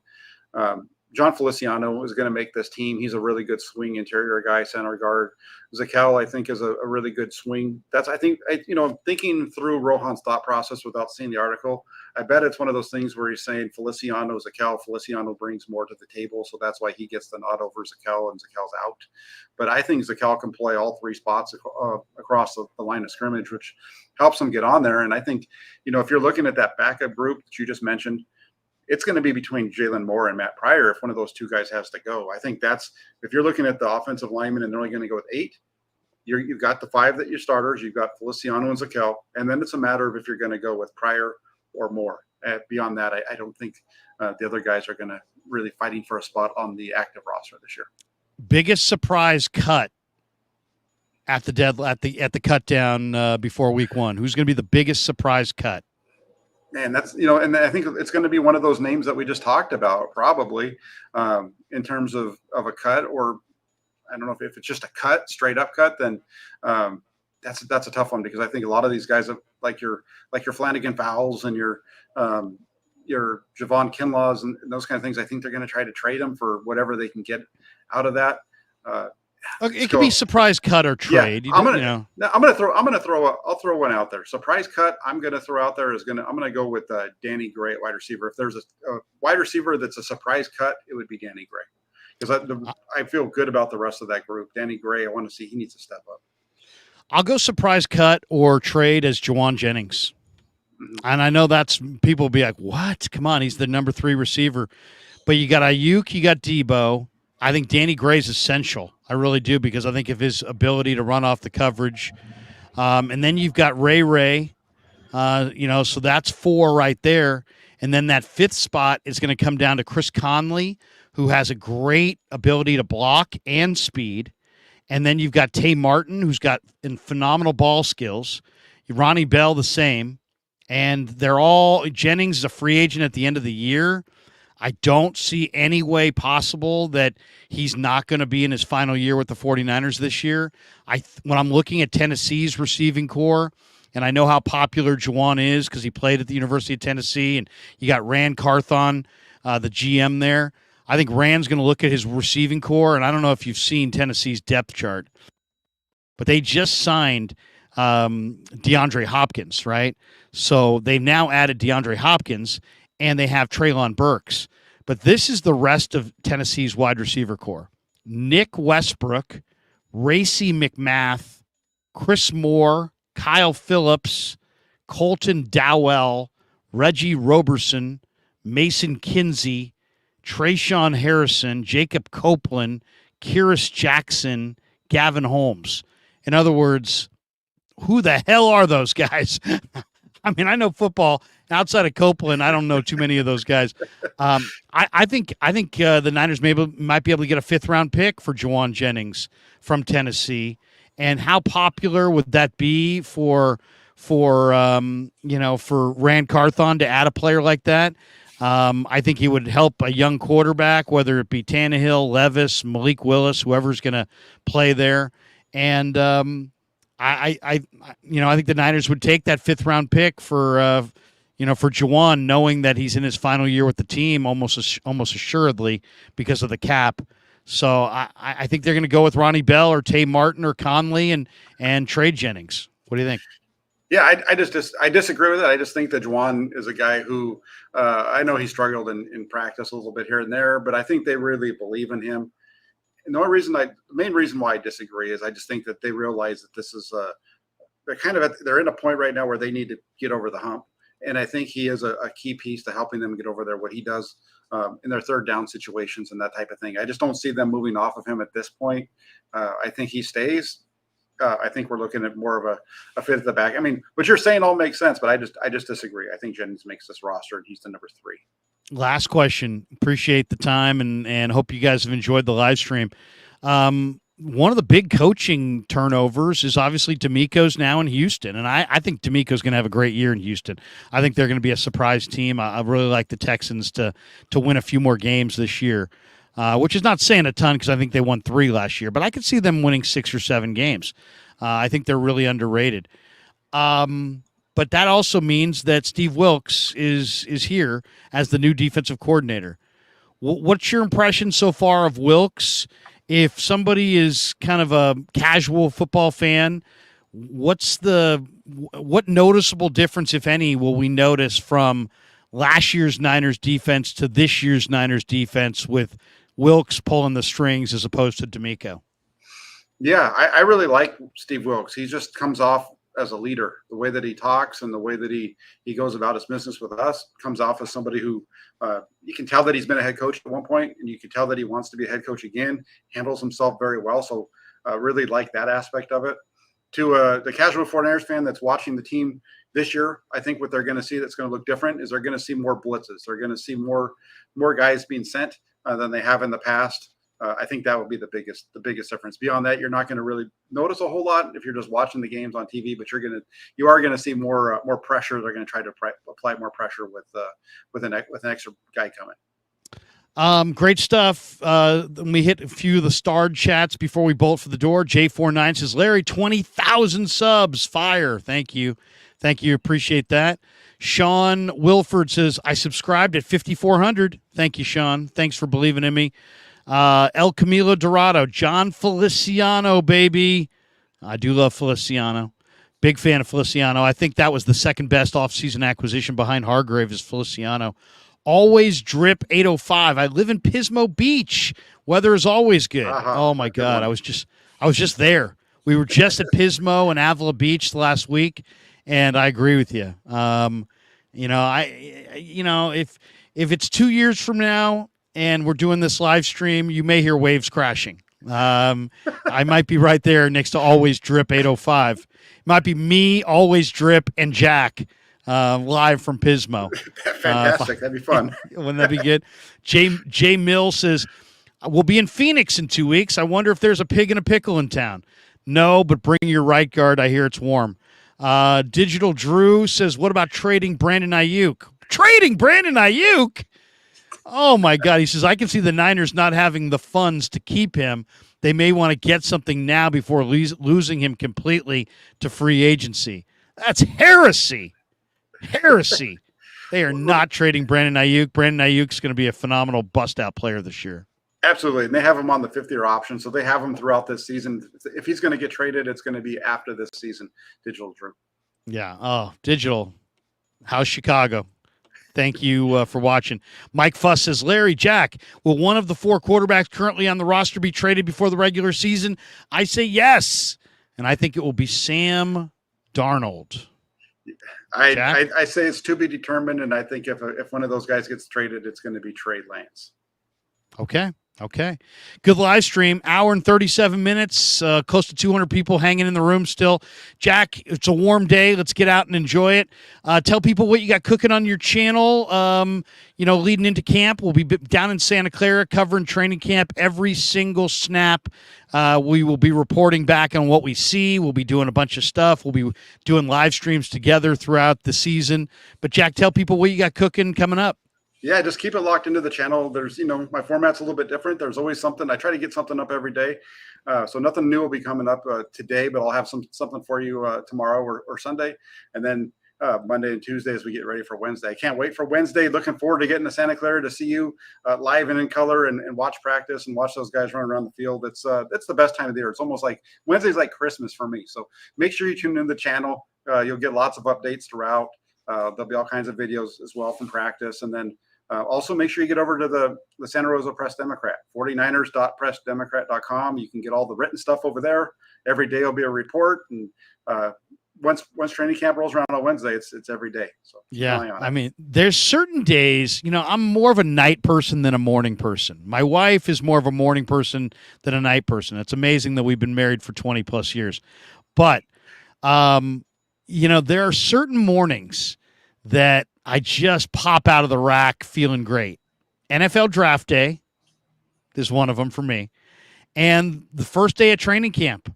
The first day of training camp, it's like, let's get out, let's get rolling, let's, throw on the sunscreen, get the $5 shades, and let's get down there and let's make it happen. So, Jack, great stuff, man. Always enjoy rapping with you. Have a terrific Friday and weekend, and we will see you next week in Santa Clara, my friend. Absolutely. Thanks, Larry. The great Jack Hammer. Fantastic. All right. That was good stuff. Really enjoyed Jack.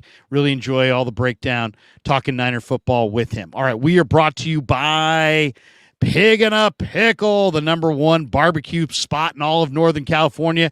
They got 2 locations there in Emeryville and in Corte Madera. That's right. They're in Emeryville and Corte Madera, and they're open 7 days a week in both spots.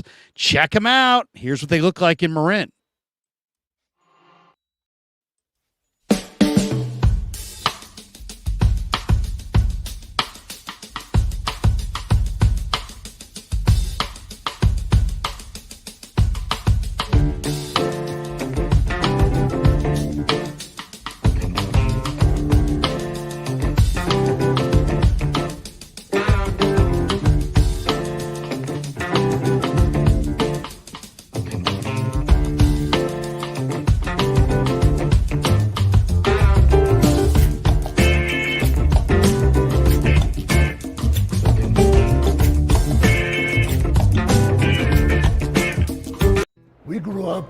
The Sunday dinner. That means no matter how busy you were, no matter where the hell you were, you came to dinner on a Sunday night. Yeah, Sunday dinner without sausage, it's like a church without God. How can you go to church if you don't believe in God? And along with the sausage also became the discussions. That was discussion night. It wasn't a typical family that you sit there and you're quiet, and you don't talk with a mouthful. Oh no, man. Italians talk when they're eating. Italians even talk when they're sleeping. And definitely we talk with our hands. So if we can't express it through our mouth, through our lips, we express it with our hands. So, and that's what sausage is, really. It's an expression, that life is good.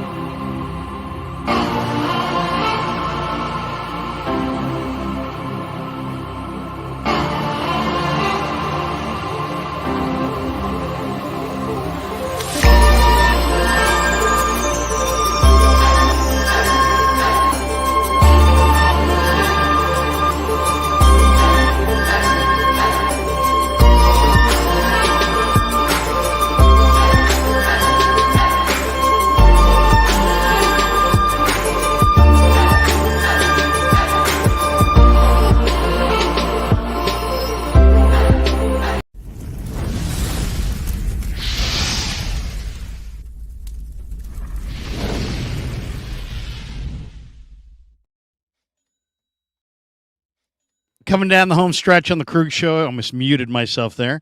Good stream. Good work, everybody. Excellent. Now, thanks to Jack. Thanks to all you guys. Thanks to our sponsors.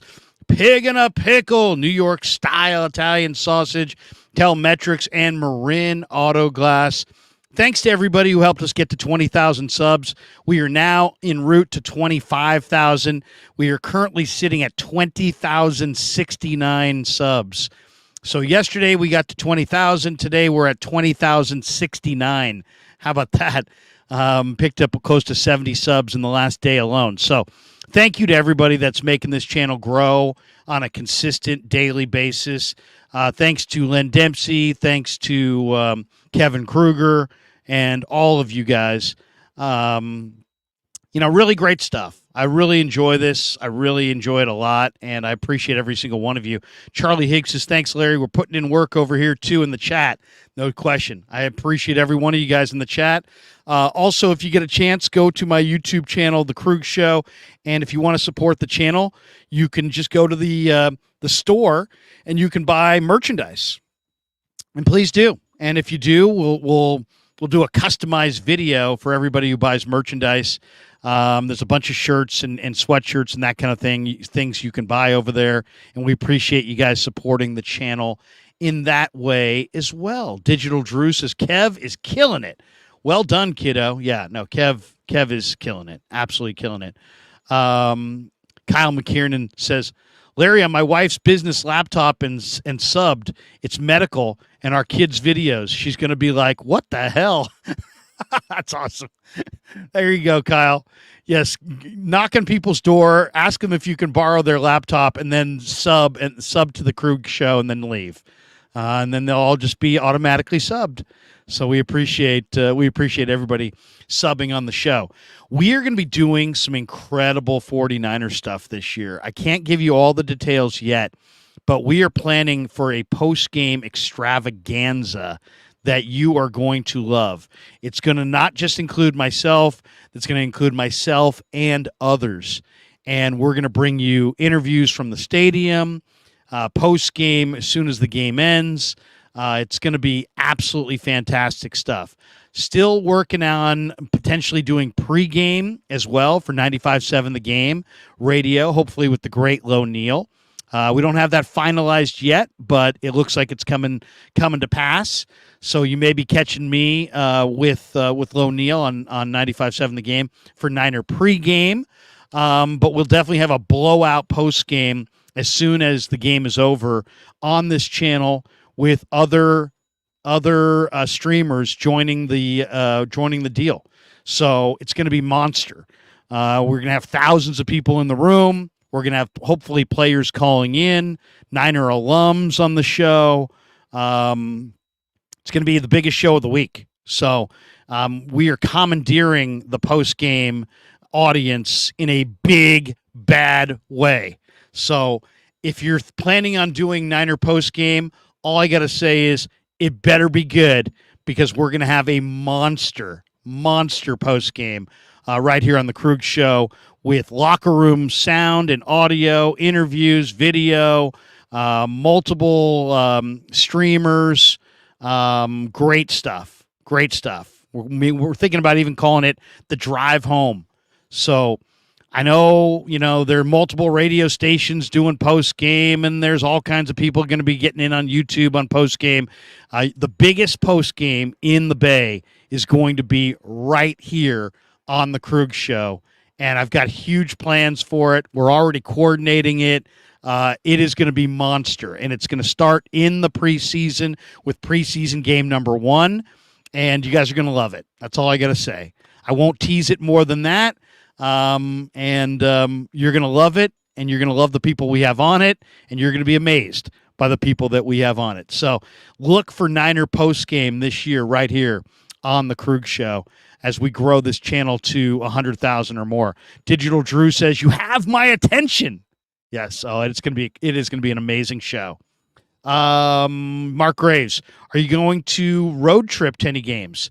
You know what? I'm thinking about doing that. I'm thinking about maybe doing the Grant Cohn deal this year where we go to all the road games and just write it off. But you know what I do? I've got 4 kids, and I love my kids, and I love my home time. So I don't know that I'll go to every game. But I would like to go to a few this year. Mark Graves says, I've got my tickets for Arizona in December. Sounds good. Fluffy Ninja, which is a great handle, says, no need to say hello, but hello. From Pensauken, New Jersey. Never been there. But hello, Fluffy. Thanks for joining us. Mo says, shout out, Larry. LZ says, Larry, is your first name Lawrence like mine? Yes, it is. In fact, my late mother the great Carol Krueger, who I miss dearly. Don't get me emotional, but she always called me Lawrence. Lawrence? Lawrence? Anytime anybody calls me Lawrence, I think of my mom. And I do miss her. Mo says 20,000 already. Damn. Yeah, Mo, seriously. It's all you guys. It's all you guys. We're grinding, putting in the work, but you guys have responded and then some. And I love how we now have a subscriber base that's approaching a bigger base than sports radio in the Bay Area. There are more people. By the end of this football season, we will go past sports radio in the Bay Area and have a bigger audience than sports radio in the Bay Area. Think about that for a second. Think about that one. No $100,000, no $100,000 a month rent. The costs are low, and the audience is bigger than what you find on the radio. How about that? Mike T says, way to go, Larry and Kev. Well earned. Also, I really want to fly out to California for some of that New York-style Italian sausage. Niner fan in Houston. Hey, Niner fan, if I was you, I don't even care what it was. If I'm in Houston in July, I'm flying to California for anything. My buddy said he'd meet me at Chick-fil-A in Walnut Creek. I'm there. Anything to get out of that Houston weather in the summertime. Donlin Buchanan, perplexity, just perplexity. Digital Drew, halfway to my prediction of 45,000 by year 2. Seriously, Digital Drew, you made that prediction, and at the time I thought, man, Digital Drew's a big fan. He couldn't possibly be right, but you know what? I think you're right. At the end of this 49ers season, I think we're going to be at 35,000 or maybe more. And our post-game blowout shows are going to be monster. And I can't wait. It's going to be incredible. You guys are going to absolutely love it. LZ says, fire. He says, Larry, you're a beast. Keep up the great work. I'm sweating like a beast right now. Dying out here. New Dawn Red October. Larry has changed so much since he hit 20,000 subs. Hashtag Larry got lazy. I got to thank the great Bill Urbanic. I love you, boy, but you're fucking lazy. Coach, we're not lazy. We're grinding, baby. We're grinding. Charlie Higgs says, yeah, Larry will definitely explode in subscribers during the season, especially in the postseason. Wait till you see what I'm bringing you day after day after day from camp. You guys are just absolutely going to love it. Kyle McKiernan, I thought about that weeks ago. KMBR is many people and many shows, 21,000. Larry is one man, one show, 20,000. Yeah. Going right on by, baby. Mo says, Larry, 50,000 subs by the Super Bowl. That is a goal. Wouldn't that be a great goal? Super Bowl Sunday, if we're at 50,000, that would be amazing. Mike T says, yeah, no doubt, Larry. It's brutal this time of the year. Oh, I've been in Houston. Dude, I scouted football players. I've been all over this country. The West Coast weather in the summertime is easily the best. I've got my daughter in Atlanta right now, going to nurse practitioner school at Emory. She's like, Dad, we've had the fumigator and the guy who sprays for bugs come to our place like 10 times, and they keep finding more water bugs and those. What are those bugs that kind of squeal? They make so much noise. Cicadas or something like that. She says it's brutal. The weather in Atlanta in the summer is brutal, and Houston is worse. I've been in both. I one time played golf in New Orleans in July, and I walked from the clubhouse to the first tee, and when I got to the first tee, I'm just laughing. The guy's like, what are you laughing at? I'm like, dude, I play golf all the time. I play 18 in California. I'm sweating more walking from the air-conditioned, what would I just call it? The little hut where you get your card, your little, the little box that you sign up in. We get your tee time. From the clubhouse to the first tee, I'm drenched. I'm like literally drenched in sweat. I'm like, this is a joke. I mean, my entire shirt was soaked.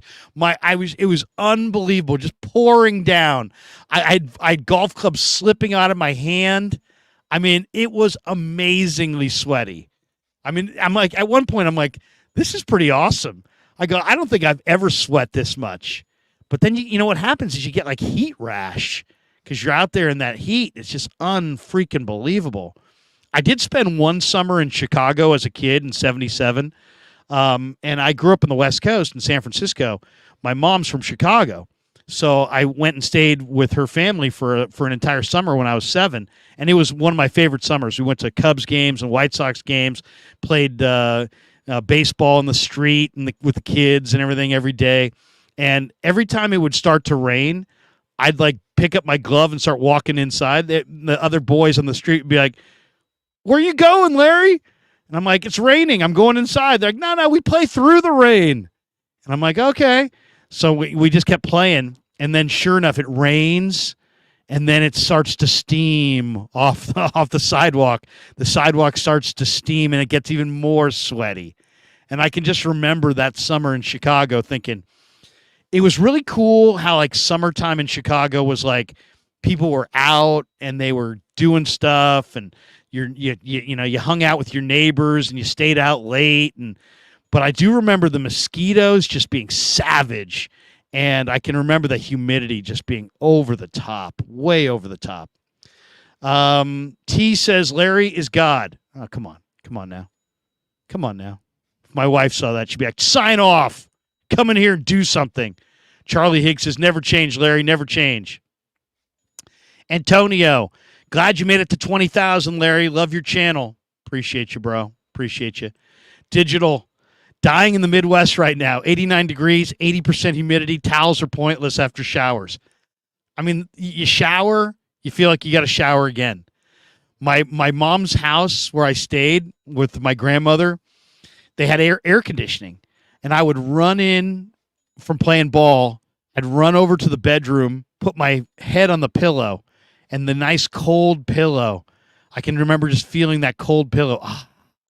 And I would do that like 7 or 8 times a day because we just did nothing but play baseball and run around the neighborhood and ride bikes and stay outside. Then I'd run in the house, get that AC, run right over to my bed, lay down, put my head on that cold pillow. Oh, 5 minutes, back outside, sweating like a dog. Good memories, though. Good memories. Clubhouse. There we go. Mark Graves. I lost it. It was the Clubhouse. New Dawn Red October says 101 here in Reno, Nevada today. Whew. That is hot. Digital Drew says, "I'm from Modesto. I'll take Midwest humidity over the armpit of California any day." I always thought of Bakersfield as the armpit of California. Charlie Higgs says, "It was 114 here in Cali not long ago." Dude, I flipped on Danny's channel the other night watching him, and he's like, was talking with Eric on NorCal Sports Network, and he's like, Danny holds up his phone. He's like, "Yeah, look at my phone." He turns it around. It was like 1:09 at 11 o'clock in Arizona. That's just ridiculous. 1:09 at 11 o'clock. Bomber T says the jiu-jitsu gym was 120 degrees yesterday afternoon. All metal building. I'm used to the heat. Don't F with Bomber T, man. He'll sweep the leg on you. Fluffy Ninja. Pennsauken, New Jersey is the home of 49er great Dwight Hicks and John Taylor. Two of the best, Dwight Hicks and the Hot Licks. John Taylor is one of my favorite Niners of all time. Dusty Gold, love the Dolphin Blue shirt, Krug. Yes, from Caceres. There you go, my good friends, Tony Casera.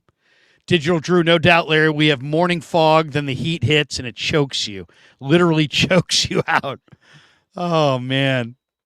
We got this one from New Dawn. He says, "Larry, if you convince the 49ers to cater, pig in a pickle, we will win the Super Bowl for sure." Maybe I can work that out.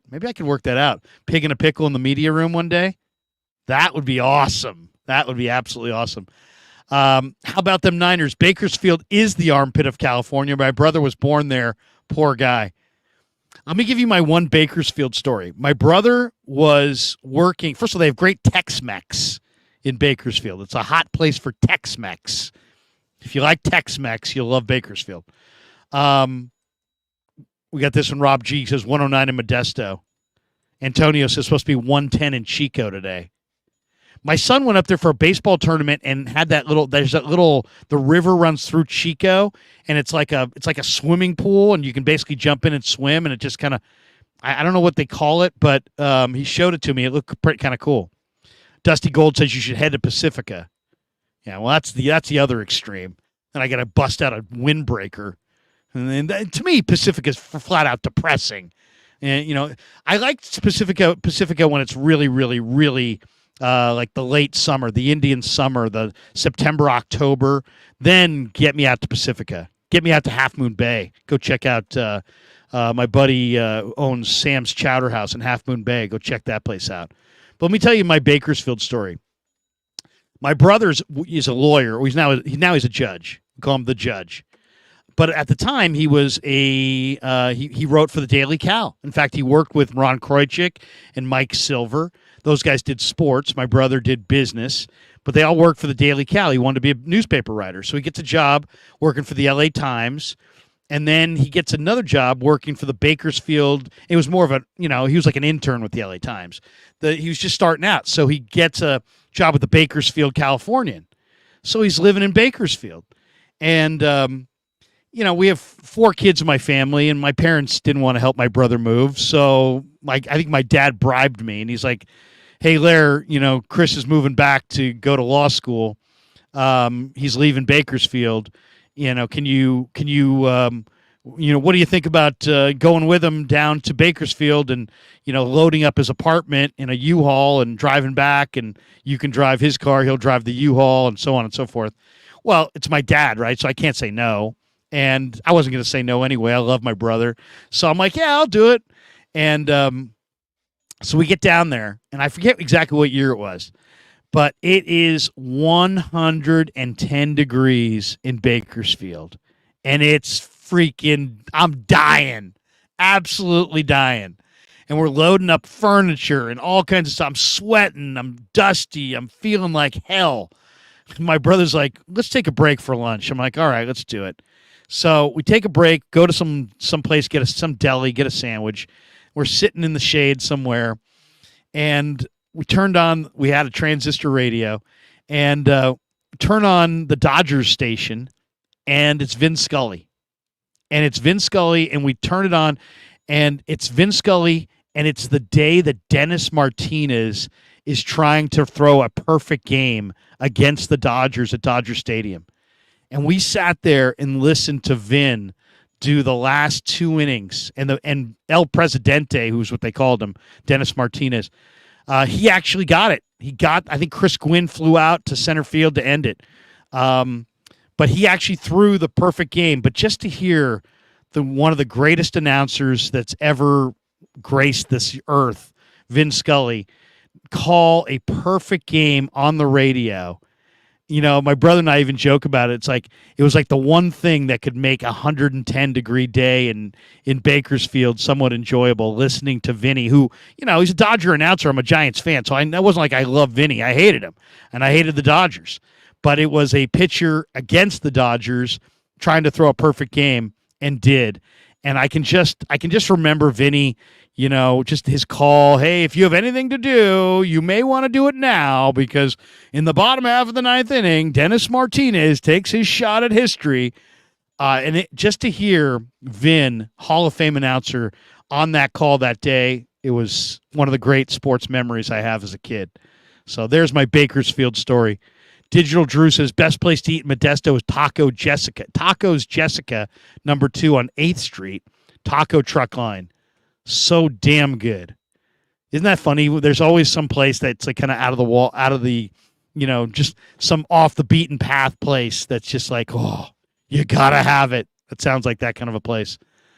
Great One says, it's minus 72 Fahrenheit here in Antarctica right now.